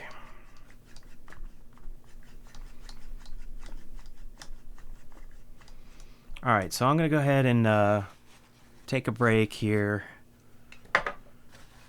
Now that that's all been cleaned out, give everything just a quick check, a once over, just to make sure that there's nothing I'm seeing that looks like I might have disconnected a wire or anything. And then we'll come back and hook this thing up to a Variac and get it started and check everything out and hope that everything's in better shape. All right, here we are. I've got the Variac hooked up. I just finished sort of vacuuming everything out again, wiping things down, kind of checking some stuff as I go. It doesn't mean I missed anything, but we'll see, right? The amp is turned on, speaker is connected. I just have an external speaker cab hooked up right now. Variac is set to 0 volts. Now, I put this camera on here, but if you've never seen any of my videos, this is a digital screen for the Variac to show me exactly how many volts are going in from the wall. And it shows how much current the amp is drawing. However, it does not come on until we get up around like 50-ish, 40, 50 volts. It'll blink a little bit as I get it closer, but it will come on as I get it to the higher voltages. That's why. So just keep in mind that this digital screen will come on later. All right, so everything is on. I'm going to monitor some things. First thing we can monitor is...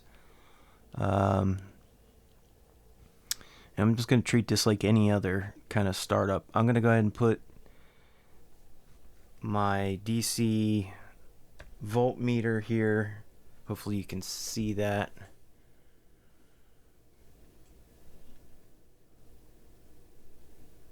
There we go.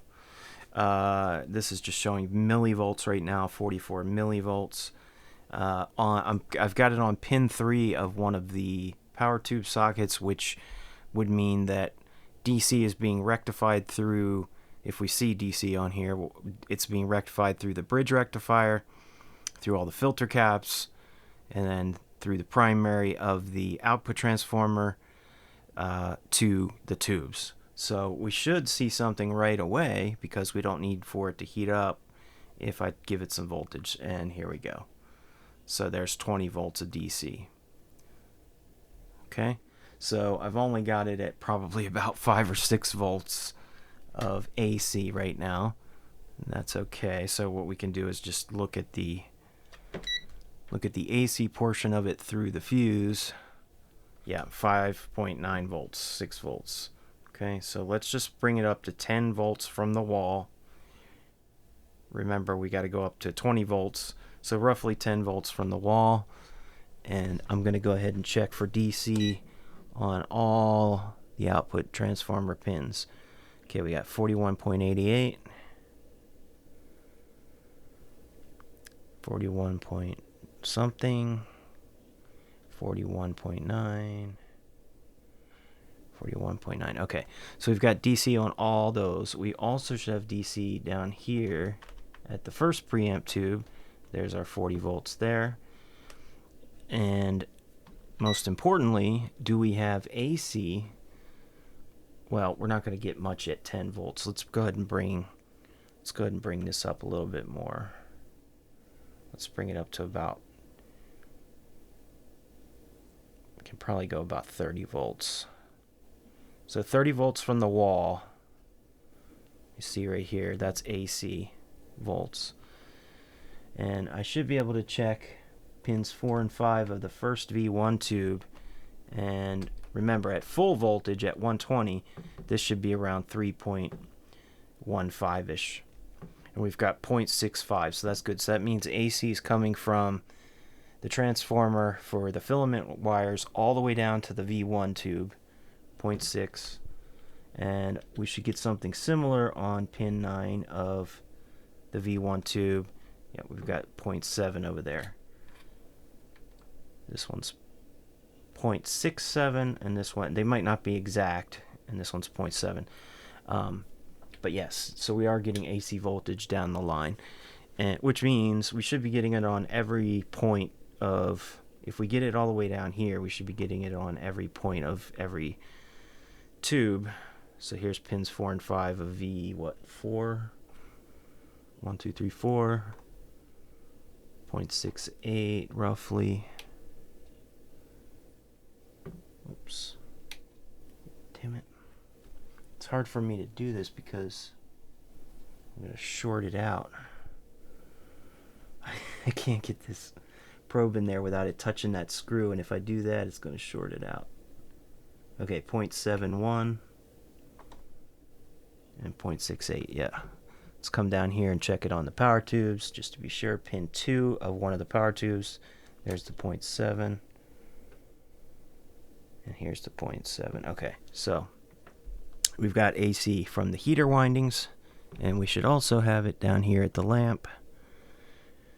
0.75. 0.75. I'm just curious, is that going up or...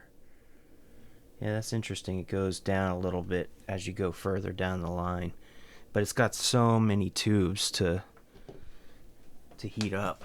So, okay, so very good tests.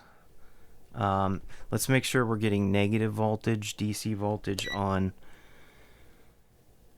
pin 5 of all of the power tubes. Negative 9.8 on that one. Negative 9.8 on that one. Negative 9.9 on that one.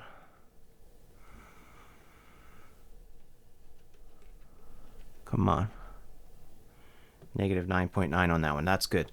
So that means we've got the negative bias supply working, and we didn't screw any of that up. We didn't do any work on that stuff. So I feel like I'm seeing what I need to see here. So I'm going to go ahead and bring this up a little bit until this screen comes on, which is probably going to be around 50 volts. Let's just try to get it up to about 50. I feel like it's safe enough to bring it up. There, 52. Okay, let's bring it back to 50. Just so we have an even 50 volts. The amp itself is only drawing 0.2 of an amp. So now we can see that screen. So 0.28, basically almost 0.3 of an amp. And remember, we have a 4 amp slow blow fuse in this amp. So at almost half voltage, the entire thing is only drawing a half of an amp. So I would expect at full voltage, probably going to be somewhere around 2 or 3 amps. I'm guessing. It may, as it gets hotter, it may start to draw more. Yeah, you can see it climbing just slightly there as things start to heat up. I don't know if we're going to get sound yet at 50 volts, but I'm going to try. Let's make sure the guitar is turned up. Okay, I'm not hearing anything yet.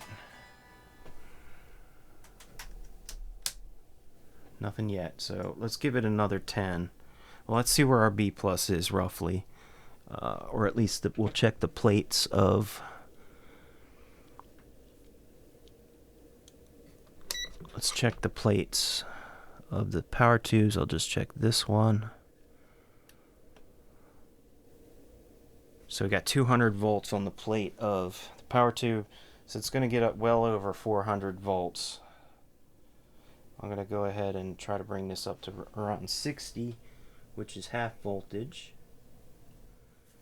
Okay, we're at 0.37 of an amp. We should probably start getting sound by around 70 volts. And I do also see some light coming from the lamp. That's starting to heat up. Make sure this is all connected. Make sure all my tubes are all in. And oh, hold on a second.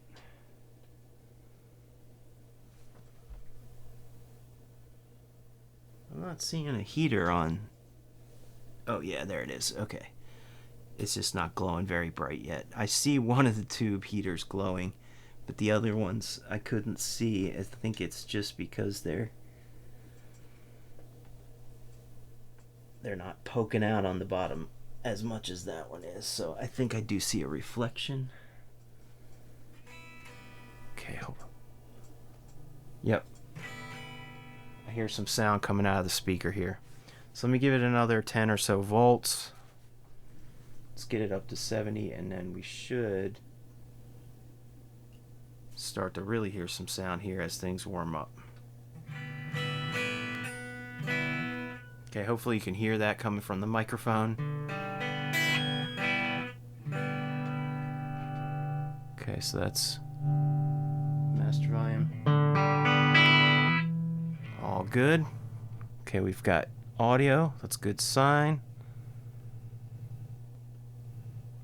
I may take these knobs off and make sure all these pots are tightened down, because I noticed that this one wiggles a little bit. While that's heating up, let me see if I can do that. I just have to be very careful not to drop my screwdriver into the amp and short something out. That one's on there good.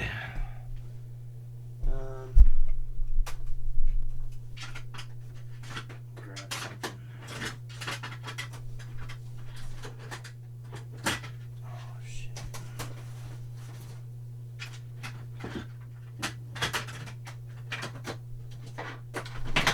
I was looking for this wrench because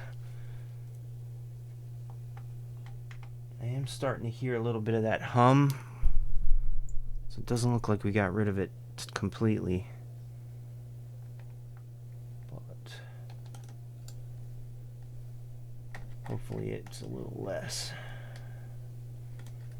Well, that sucker is on there.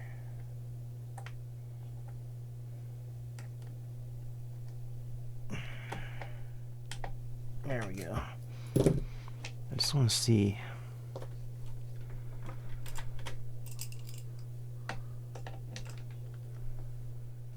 Yeah, these need to be tightened down. You know, it's another thing is if these aren't tightened and something is soldered to the back of the pot, which it looks like,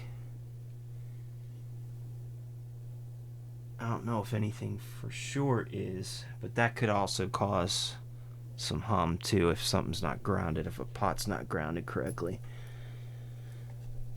Alright.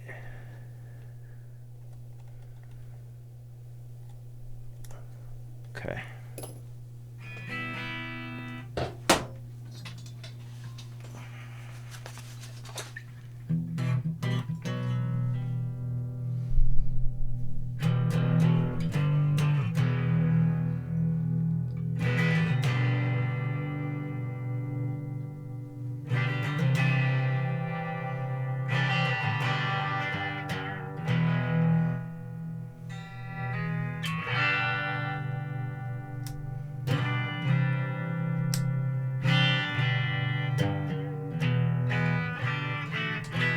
Okay, I'm not seeing any excess current being drawn.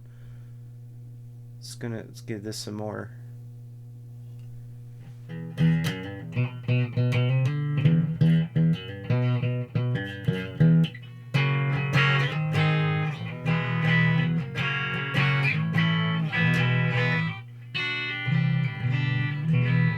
And we don't have to bring this up super slow because we didn't change any caps, so we don't have to worry about reforming any of the electrolytic capacitors. That was done in a previous session. I don't remember if this video shows me looking at the doghouse underneath, but all of those caps have been replaced, the originals.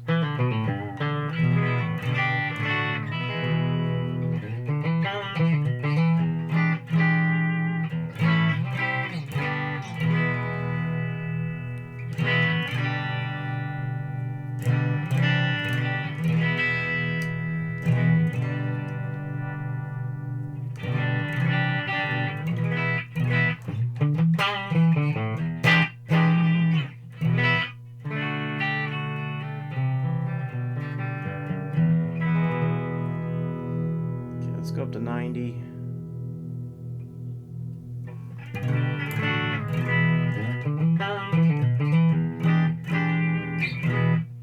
Okay, I am still hearing that 60 cycle hum. I can't really tell if it's as loud as it was before. Yeah, and the volumes of the guitar and everything don't, you know, preamp or master volume don't affect it. And it gets louder the more voltage I give the amp. As you can see, this is how much DC is going to the plates of those tubes. Quite a lot. I read that this particular amp can get up to close to 450 to 500 volts on the plates, which is insane. It's a lot. It's not the highest I've ever seen, but it is quite a lot of voltage.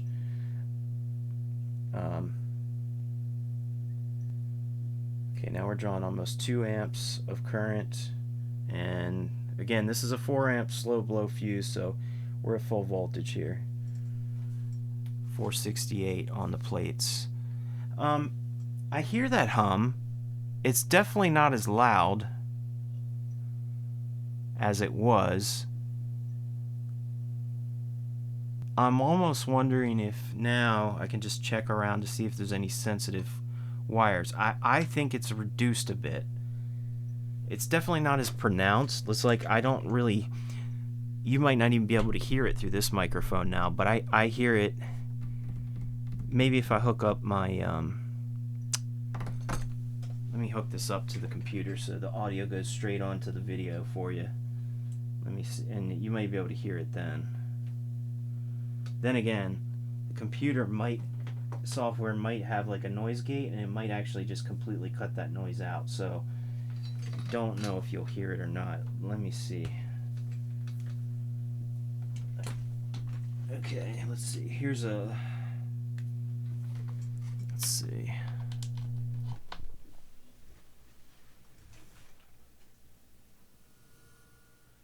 Doesn't look like it's doing it. Hold on. I'm going to turn my microphone off so you won't hear my voice for a second. But I'm going to play the guitar through the computer software for you just to see if it is working.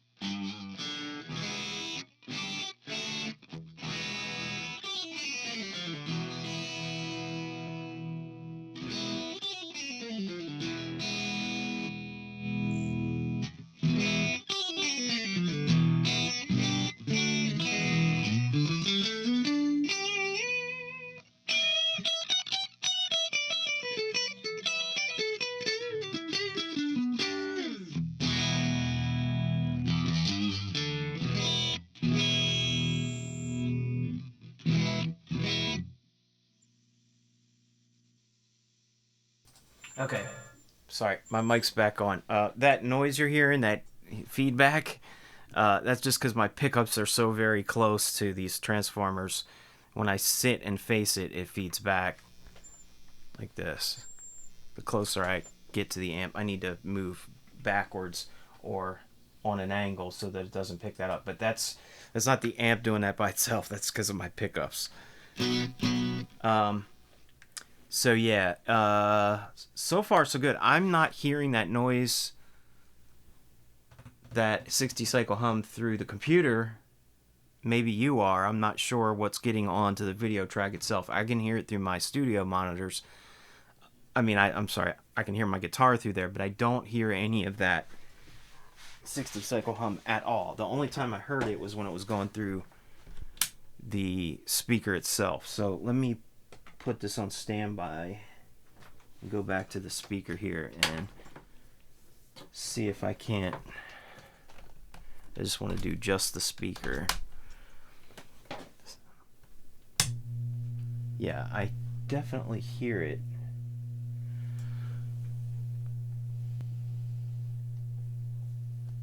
And again, there's no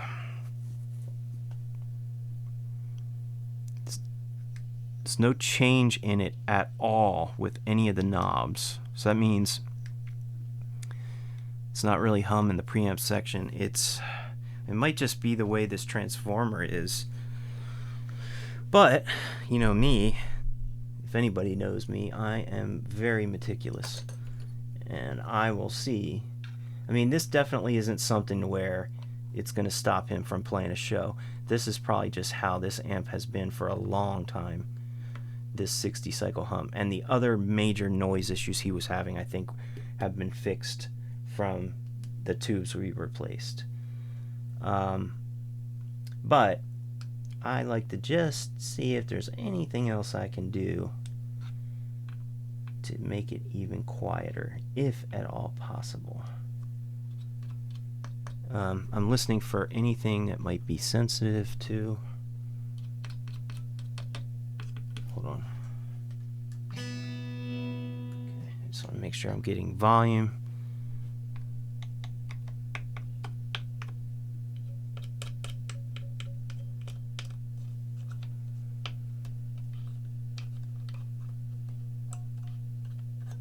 Sometimes these little disc caps can get noisy, but I don't think any of these disc caps are original. I don't think Fender used these really small ones. So, yeah, I mean, this is that sensitive reverb recovery wire.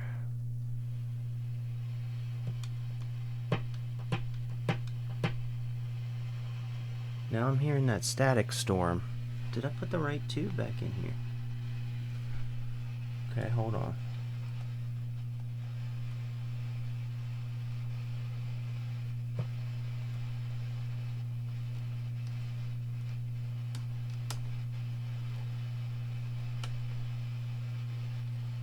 I don't know if you can hear that, but I'm starting to hear that little static storm noise that we were hearing yesterday when the reverb is turned up, even though I don't have a tank hooked up. And I changed the tube and it went away. I might not have put the right tube back in there.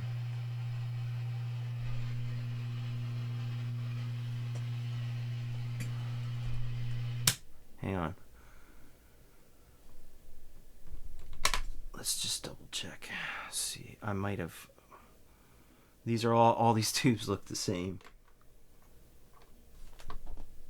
Okay, let's give this one a try and see if it still does it.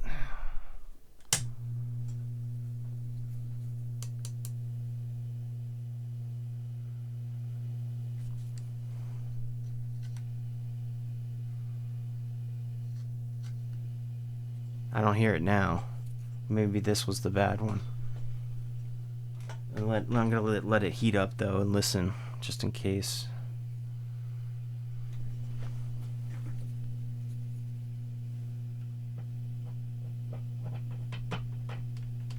That's definitely.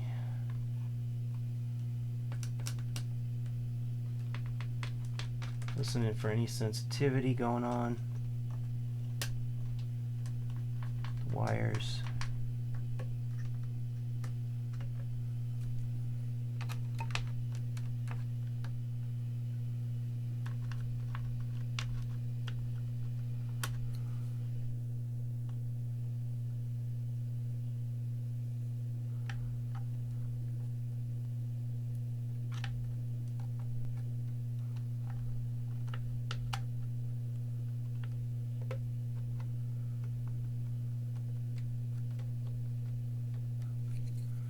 Where's this guy going?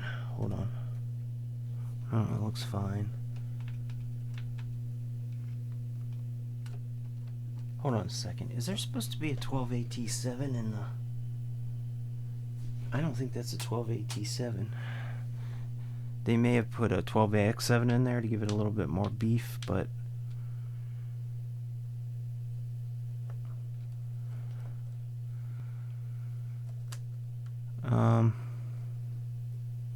yeah, it seems like that lightning storm went away. I think I just had the old tube in there for that reverb section, so I think that's now good.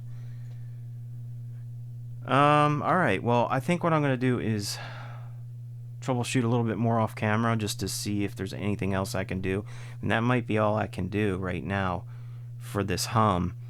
I don't know if you can hear it or not, but it's definitely lower than it was now that we've changed the heater wires. It's not as loud. I can tell that in the room itself. Like, you wouldn't even know if two people were talking, you wouldn't even know that the amp was on, especially in like a club or something. But it's still one of those things that it bugs me as an amp tech to know that that's there and that I could probably do something to make it. I mean, the only other thing I can think of, if it's not something that's just a wire needs to be moved or replaced, is like doing something like elevated heaters, but that's a whole nother circuit thing that we're not going to get into right now since he needs this for a gig. I don't think it's loud enough that anyone would even notice it, and I think it's been like that probably for a long time.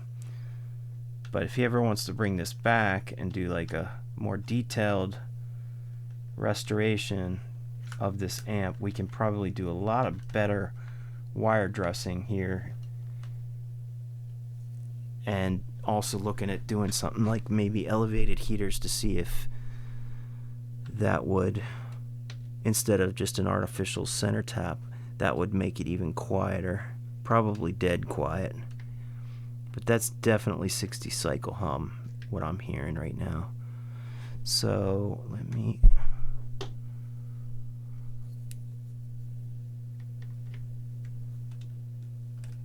I mean, it's surely is quieter than it was.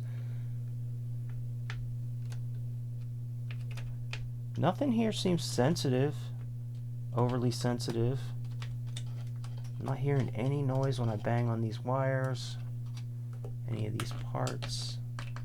Yeah, I mean, I think we're pretty good. I'll just keep testing it here, and I'll come back if there's something else to show. I still also have to replace the speakers. He wanted to replace the speakers with creambacks, so I'm going to do that. And we should give this thing a test with those new speakers as well. So, alright, I'll be back. Okay, guys, new section here. A lot of good information to tell you. I did a lot of stuff off camera, and I apologize for that, because I did want to show a lot of it, but I really had to just focus for a little bit without any cameras on, and I'm going to summarize what I found and what I'm doing here with this. So, okay, so last on the video, we still had a little bit of hum going on, even though we replaced the heater wires. However, I did figure out what was causing the hum that was remaining in the amp, and that was because the bias of the current tubes that were in there, the power tubes, was way off. One was like 90, one was like 70, one was 50, one was 60. They were, all four of them were all over the place.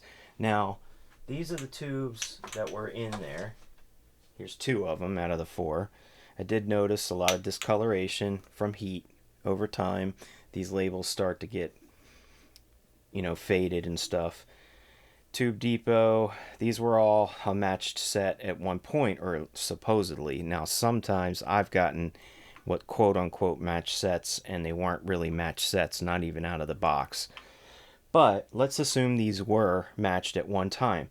I talked to the customer, and I assumed that because all of these were JJs, that maybe recently, since he's owned the amp, he's replaced the tubes, because I think he's had this amp a little while and it was recently serviced a few months ago. Well, he told me no, he's never had a tube replaced, and he checked the work that my friend Luke did a couple of months ago at Chesapeake Amp Repair. He didn't replace any tubes according to his notes. So these tubes that are in here, we don't know how old they are. Now, we know they're not original because Fender in the 70s was not using these JJ tubes. These are newer, and we know that the matching was done by Tube Depot, or at least they were purchased from there, and the matching was done by either, I don't know, Ruby or somebody, right? Apex, one of the matching companies. So those tubes were way off, and also those bias values of anywhere from 50 to 90. Actually, one of them, I think the lowest one was maybe 60. I can't remember. I wish I would have got that on camera, but one of them was like 90, one was 80, one was 60, one was somewhere in the 70s, something like that. But they were way too high. These tubes were going to be subject to red plating if we didn't get that bias lowered. Now, that's based off of a basic bias calculation, and I also had used one of these, which I know I don't like these very much because they're not as accurate as doing the 1 ohm shunt method, but I don't have time to be installing 1 ohm shunts here and going into all that kind of stuff. I'm going to rely on this just for the time being. The problem with these things, it's the great thing about these bias master things is that you can check 4 tubes really quickly all at once. You could just switch between them. You don't have to worry about putting a probe in there and worry about accidentally shorting something out or shocking yourself.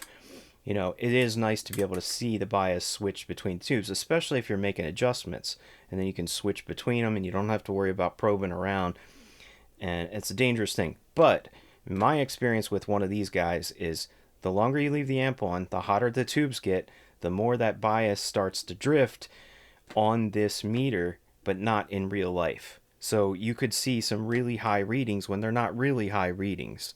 However, I did start the amp up from cold start and check the bias right away, and I was still getting those very high readings. Okay, even with cool, semi-cool tubes, you know, warmed up just enough to check the bias. So I do know that, yes, one is they're not matched anymore. Maybe they were at one time, but they've definitely drifted. Two, this bias circuit is a balance only, and I'm not sure if at one point it was over here, because in a lot of these pictures I've seen of these twin reverbs, the little bias pot was over here. I do know that it's a balance only. It's not an adjustable up or down bias. It's just balancing whatever the tubes are between the two sets of tubes, right? That's where the hum was coming from. Because these were so off, they were out of phase with each other as far as how much current they're drawing. And as soon as I turned the pot, that hum was disappearing once they got closer to each other. But they still never got close enough to be a match set. So I almost eliminated the hum, not quite, by adjusting this balance, but they're still way, way, way too high, way too hot. So I thought, okay, let's do this. This should be an easy fix. One, we need a new set of power tubes because these are old. They're out of balance with each other. Let's get a new fresh set in here. I mean, this is a workhorse amp. This is his gigging amp. This is something he uses all the time. He wants this to be as stable as we can get it. Sorry, but it's going to cost you $100 or so to get new power tubes. That's just how it is these days, right? But if we can keep these from not being biased too hot, we can give him a very long life. And if he does regular services, brings it in every year or two just to check the bias even, we can catch early problems, right? Because as soon as these tubes, if they start to drift, if you don't make an adjustment, they can start really wearing out quicker, because if they start drifting upward in bias, they're going to be chewing up more current, they're going to be used up quicker. So, long story, what do we do here? How do we lower the bias?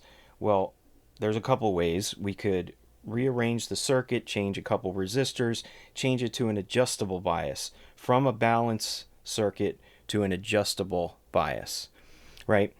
That's going to require a bit of work. What's the easiest way to do it? Well, I noticed that maybe this pot was over here, but this is the bias balance pot now. It has, maybe it was put over here. It on the label it does say output tubes matching, so that's maybe this was the original spot. But it looks like a resistor was changed. This is a 10K resistor here, and these wires go off to these resistors up here where the negative voltage goes to the tubes and so on. But really what's kind of setting the bias is, one, the value of this pot, which I believe is 10K. Is it 10K? Should be 10K. And this resistor, which is going to ground, that's on the middle lug. Now I believe that stock, this resistor was something different. I don't know what the value was. I'll have to look at a schematic, but someone changed it either way, because it is a different type of resistor. It's like a carbon film, whereas these were carbon composite resistors all over the board. So someone changed it. So I don't know if they changed the original value, but in either case, that value is not good for the current bias. We need something that's a little bit more than that. Really, where I figured out, well, okay, let me stop. I put a new set of match tubes in there, right? A brand new set. So this was done by Apex Matching. I do trust them. Most of the time I've had good luck with Apex Matching. I probably bought these off of Tube Depot or something, but Apex does a good job. Okay, so they should be matched tubes. That's one thing.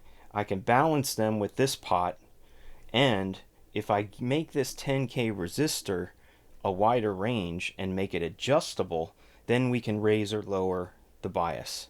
Okay, so what I've done over here is, this is where a hum balance pot used to be, but I think someone removed that because of these 100 ohm resistors that they included for the artificial center tap to make the, to make the amp a little bit quieter. So they probably removed the hum balance and just put these resistors in. So there was nothing in this spot. So I had a 10K adjustable bias pot, just like Fender would use.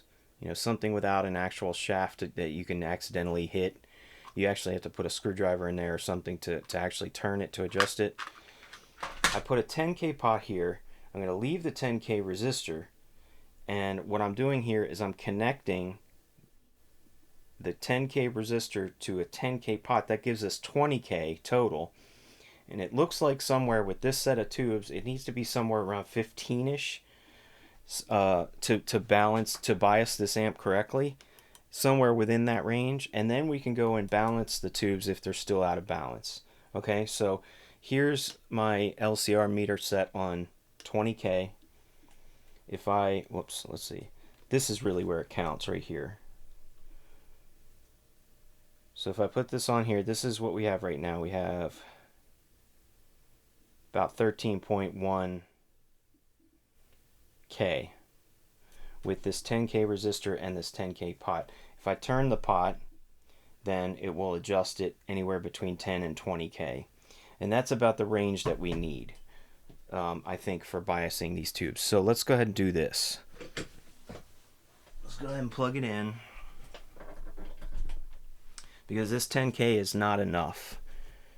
And that could have something to do with, the voltages in the wall in the 70s was a little bit lower than it is today. It could have been 110, 115 on average, and now we're at 120, 125, and now even if that 10K resistor is the stock value, which I don't think it is, but I guess it could be.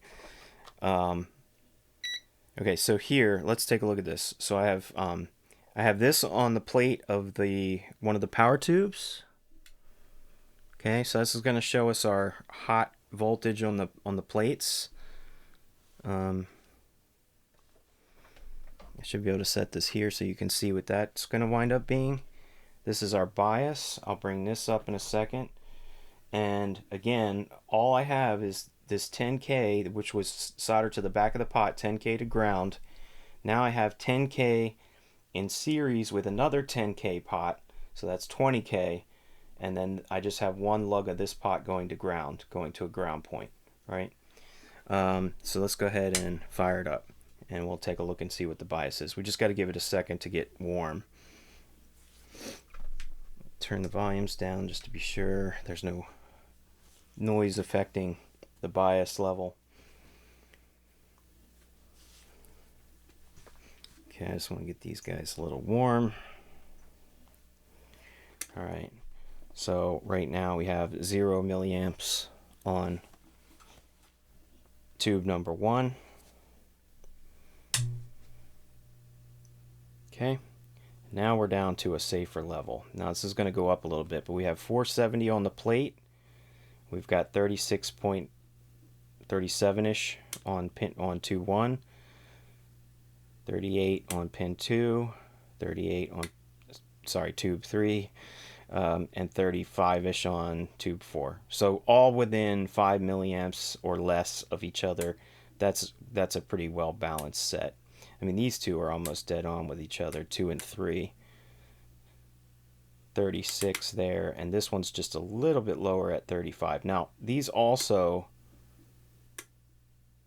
haven't really fully warmed up yet either, so they are very well matched, I think. That's a very well matched set. Now, 6L6 GCs in push-pull AB, class AB operation, 470 volts on the plate. The expected milliamp rating for that would be, for 70% dissipation, if I go to, I'm just going to a bias calculator real quick. 6L6 GC, 470 on the plates. Okay, 44.6 milliamps is 70% safe dissipation. Okay, so right now we're at roughly 37, right? The highest one is around 37, 38. Looks like number 3 is the highest one. So we'll bias to the highest tube. I just want to make sure there's no metal on here that could short anything out, right? Let me set that there. So now what we should be able to do is, let me just grab, this should do it. This pot right here will now hopefully raise or lower the bias when we turn. So we have an extra 10K to work with now with this pot. So if I turn it up,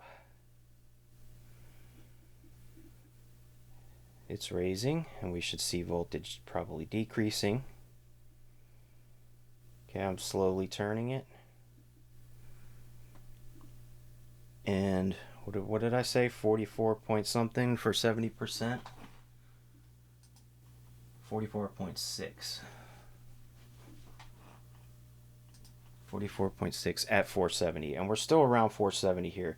So I've got 45 right there. Let me just cut it back just a little bit.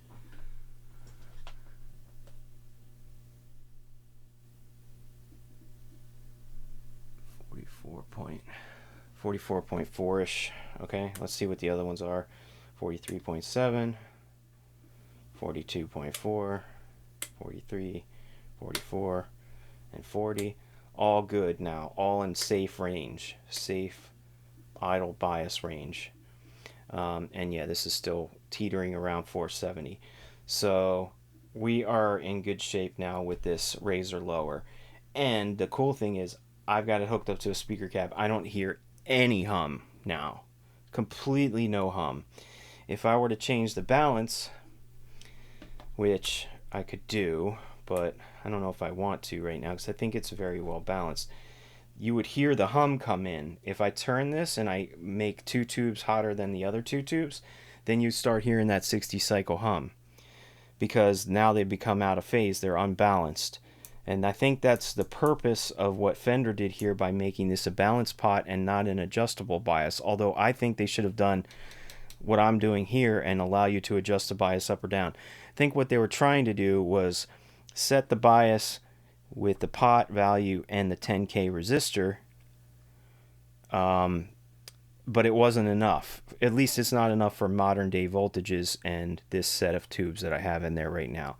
But now we can raise or lower it within an acceptable range. Like I said, I actually had one where it was up to 90 milliamps, and that was way too hot for this voltage. So those tubes were definitely going to be susceptible to red plating. So right now we've got pretty stable 43, 44, 40. We could even go up a little bit more maybe, but I'm going to leave it at that for right now and watch it a while and see if it drifts at all. Now I got to be careful because, again, if I leave these on too long and these probes get really hot from the tubes, I notice that this will start drifting up. But if I were to actually do a real bias measurement through the tube itself, it's probably going to be lower and not have drifted. So I got to just keep an eye on it and monitor it like that. But you see what I did there? All I had to do was just add an extra pot and tie this 10K resistor to another 10K. Or I could have changed this to like a 15K. Actually, let's see what that is. Let's turn this off. Let's see what the resistor value needed to be if we didn't have an adjustable bias now. The resistor would have to be, hold on a sec. It might be hard to measure this in circuit right now with the voltage dropping. Hang on. Let me make sure that my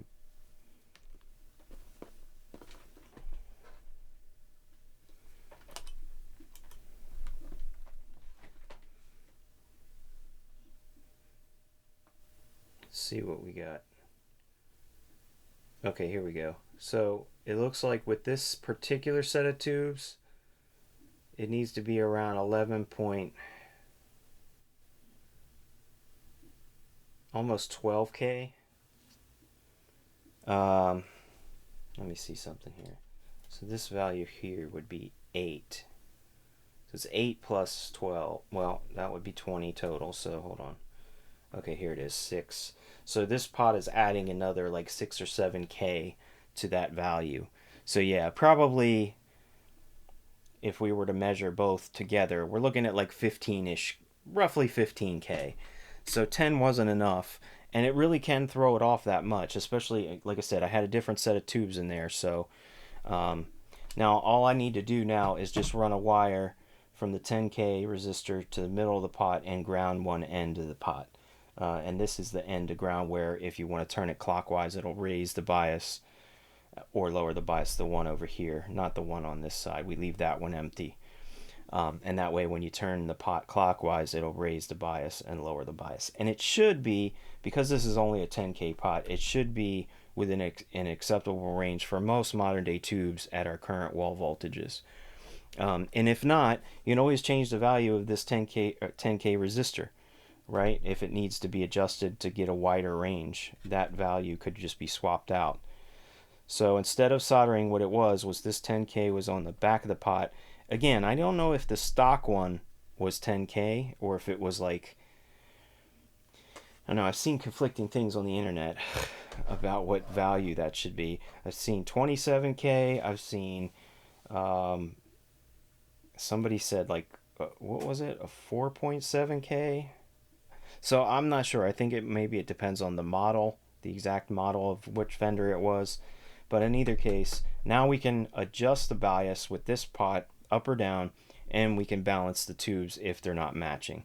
But I think they're matching well enough now that we are in a safe range. So I'm going to wire this up, recheck it, and I think we're going to be in good shape. And this amp is dead quiet now. I mean, absolutely not a sound coming from it. You don't even know that it's on. It's so awesome. Now, you're going to hear a little bit of hiss as you turn the master volume up, I'm sure. But compared to what it was, there's not even a 60 cycle hum letting you know it's on. I mean, it doesn't even exist. It's so dead quiet. So I'm very happy about that. Knock on wood. The rest of the tubes will be okay, because one of the things I didn't mention was I found another preamp tube that was bad, and it was one of the 12AT7s. I don't know what was going on with this tube. It didn't appear to be microphonic in the traditional sense of a tube going microphonic, where you can kind of tap on it with something and hear that ringing going through your speakers. ECC81. I mean, it looks like a newer tube. It looks like it's in good shape. It doesn't look super old. We don't know when it was replaced though. But this one right here, before the reverb circuitry, and that's the reverb recovery tube, that was a bad tube causing noise. It was causing that static storm. This one here was causing, when I hit a chord, and I didn't get this on camera, but I did send a video, short video to the customer. When I hit a chord, you would hear, and I hooked it up to the regular speakers, you'd hear this like, and then it would stop. So it was very, and the more bass you had, the worse it would sound. And I was just trying one tube at a time, and I got to this one, and I put a new one in, and it doesn't do that anymore. I put it back, this one back in, and it started doing it again. I put a new tube, a different style 12AT7, a different brand, and I think I have an Electro Harmonix 12AT7 in there right now, and that seems to be very quiet. No issues at all. But for some reason, this one, I don't know if it once worked great, but it is not working good now. So all 4 of these tubes here, preamp tubes, have been replaced. And again, my customer has owned this amp for a little bit now, and he's had it serviced, but no one has changed tubes since he's owned it. So we don't know when any of these tubes were replaced. We don't know what the source of these 12 JJs were. I've known that some people that get JJs off of certain places like Amazon and stuff have had some bad luck with these. I don't know if they're like counterfeit tubes, or somebody gets a bad batch of tubes and they resell them. But all these tubes are causing noise. They all work. They physically amplify the sound, but they're very, very noisy in this amp. All different kinds. One was causing a lightning storm sound. This one was causing a very bad V1 noise, very low end, kind of a rumbly noise. And this one was causing sort of like a similar sort of thing, but only when the notes were sustaining out. It was just all over the place. So we've replaced 4 preamp tubes and a new match set of power tubes. And knock on wood, with the bias adjustments and balancing everything out, this thing is dead quiet. Also, I think the heater wiring helped a lot, because that was all over the place. So now this thing should be in really good shape. Let me rewire this new little bias adjustment up, and I'm going to retest.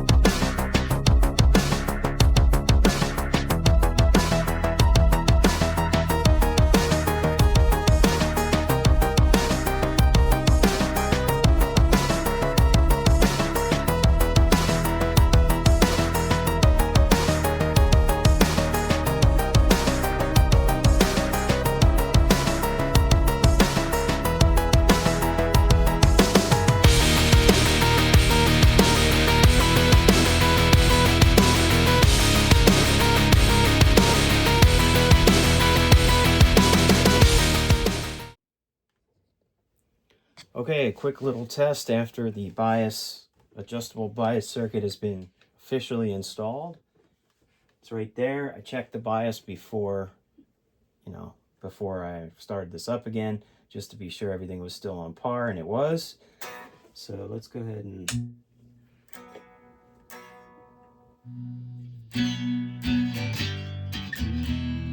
Okay, so right now, the original cabinet and original Fender speakers that came with this Fender Twin is what I'm plugged into right now, but that cab is kind of sitting across the room from me, so you'll hear it in the room as I hear it. You'll notice a lot of bzzz. That's my pickups. If I turn my guitar down, I don't even hear any hum coming out of that amp. Hardly anything even turned all the way up. Like just a tiny, tiny bit of amp hiss, which is totally normal, but quiet as anything.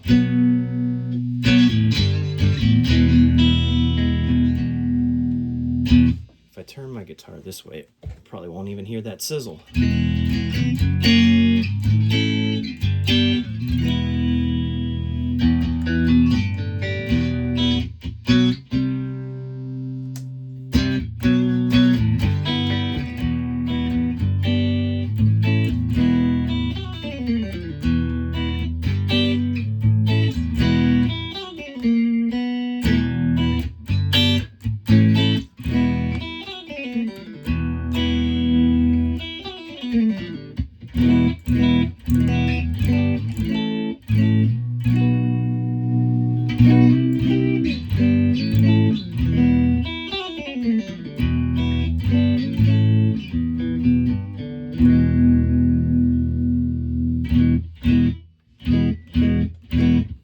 Amazing. It sounds so good, man. So quiet now.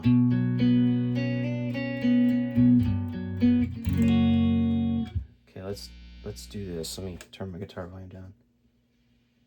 That reverb volume all the way up, I don't even hear anything. So we fixed that issue too. Sweet. So that was definitely that reverb recovery tube V4.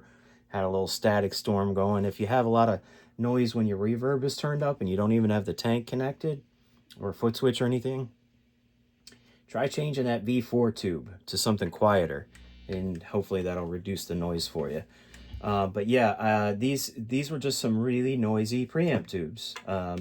And the 60 cycle hum, I think, was partially due to the bad heater circuit wiring that had been going on in this amp, but also due to the output tubes not being matched anymore. They were way off from each other. Some of them as much as like 40 milliamps off from one another. So that was creating this massive amount of hum, and we fixed that by balancing them while putting a new match set in, and also adding that adjustable bias so we could bring it down, because it was still way too hot. Even with the balance set, we had to bring those things down from like 80 or so down to 45 to 50, which was 70% dissipation for those tubes. So now the tubes are going to be happy. They're going to live a long time, hopefully, as long as, there's no defects or anything with them. Hopefully they should be all working equally. I'm going to tell my customer, though, that if, he notices that the amp starts to get that hum comes back, just turned on with the volumes down and everything, you still hear that hum, that could be an indicator that the tubes are starting to drift away from each other, which may require a possible adjustment again, or, look into the tubes themselves just to make sure one doesn't have runaway current going on. But yeah, if you don't hear that hum, then everything should be balanced and good, because I'm telling you, it was night and day. When I turned that balance pot, I was like, almost 90% of that hum went away. And then once I got a match set in there, dead quiet. Absolutely dead quiet.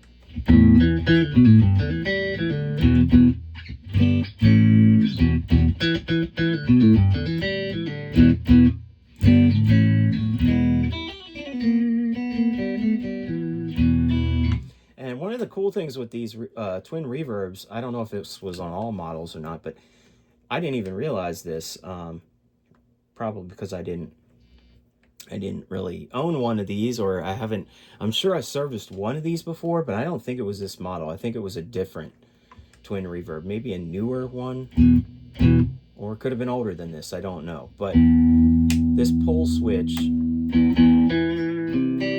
can give you quite a lot of gain, extra gain. So if you crank up your preamp,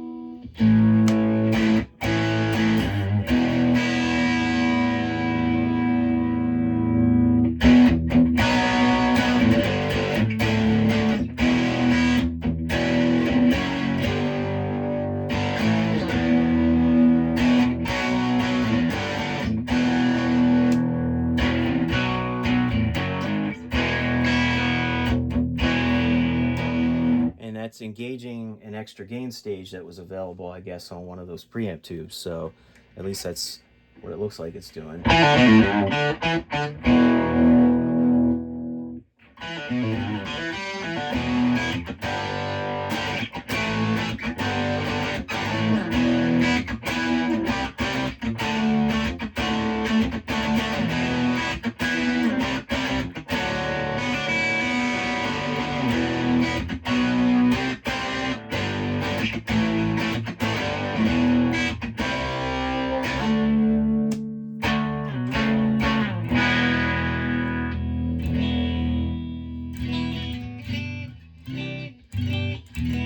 But I believe that feature is only available on this vibrato channel.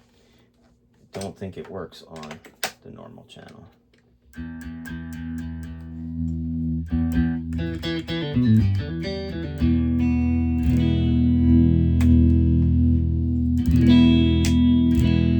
No, it's the same.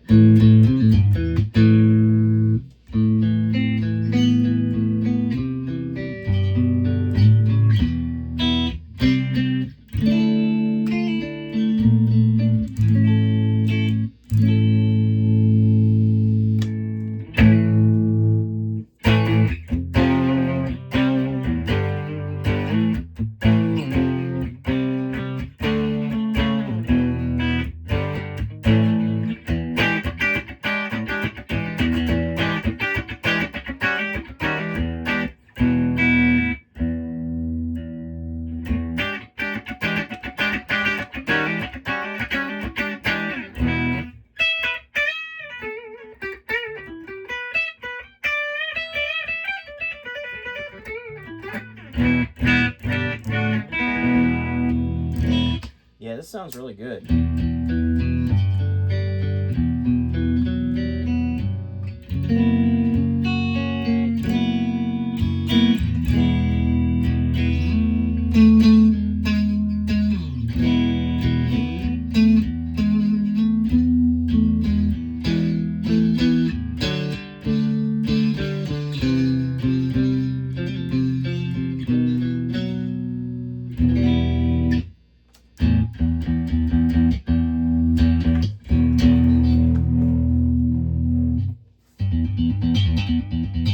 Last thing we have to do with this amp is change the speakers, because the customer bought some creambacks he wants to throw in this, and that's what I'm going to do next. So we're going to see what this sounds like in the cabinet with the creambacks as soon as I change them. But I think we are in good shape. I think, knock on wood, the main problem is fixed. This is a very quiet amp now.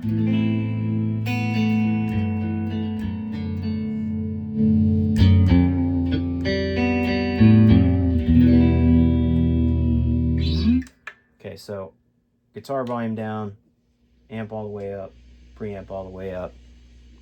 Tiny bit of hiss, that's totally normal for almost every tube amp. Even solid state, really. But yeah, a little bit of hiss, but no hum. Absolutely no hum. Or if there is, my ears can't hear it because I've got tinnitus. Tinnitus, whatever you want to call it. That evil thing that us musicians get when we get older. So we didn't wear hearing protection when we were younger. And I'm paying for it now. So, wear ear protection, kids. Please do. Save your hearing. Because when you're old like me, you're still going to want to listen to good music. And you won't be able to hear all those same frequencies you used to hear. But yeah, I don't hear any low frequency hum. Most of my hearing is I've always blamed it on the drummer. It's the cymbals, that high ringing. That's like the same pitch as my tinnitus is. So, but no, I'm sure it's my guitar as well, because I used to play very treble-y metal type stuff when I was growing up, and I just always would crank that treble knob. Ugh, it drives me nuts now. It's too much. But scoop the mids. Well, I was an 80s kid, so we always scooped the mids a bit, turn the trebles up, turn the bass up, and that was the sound. But yeah, this is a great amp. This is a real workhorse of an amp, and I think this is going to last a long time. I do think that there's some things we could do to improve it, but we got to get it back to him. So I'm going to throw those speakers in, retest, try to get this back to him in the next day so he can have it for his opening show gig. But yeah, this was a successful, quick repair. It's just a lot of tube issues mostly. I mean, and that bias issue. So yeah, that can happen with your amps. So get them serviced. If they start getting really noisy, have somebody take a look at them, and make sure it's a tech that's very tedious and thorough, because there's a lot of stuff I might have missed if I hadn't spent enough time. I didn't want to rush it, and I told him, I said, yeah, I know you got this show coming up, but you're going to want to have a backup amp just in case, since it's only a couple of days away. I might not be able to fix everything in time, especially if I had to order parts, but knock on wood, I had everything I needed here. So but yeah, happy about this.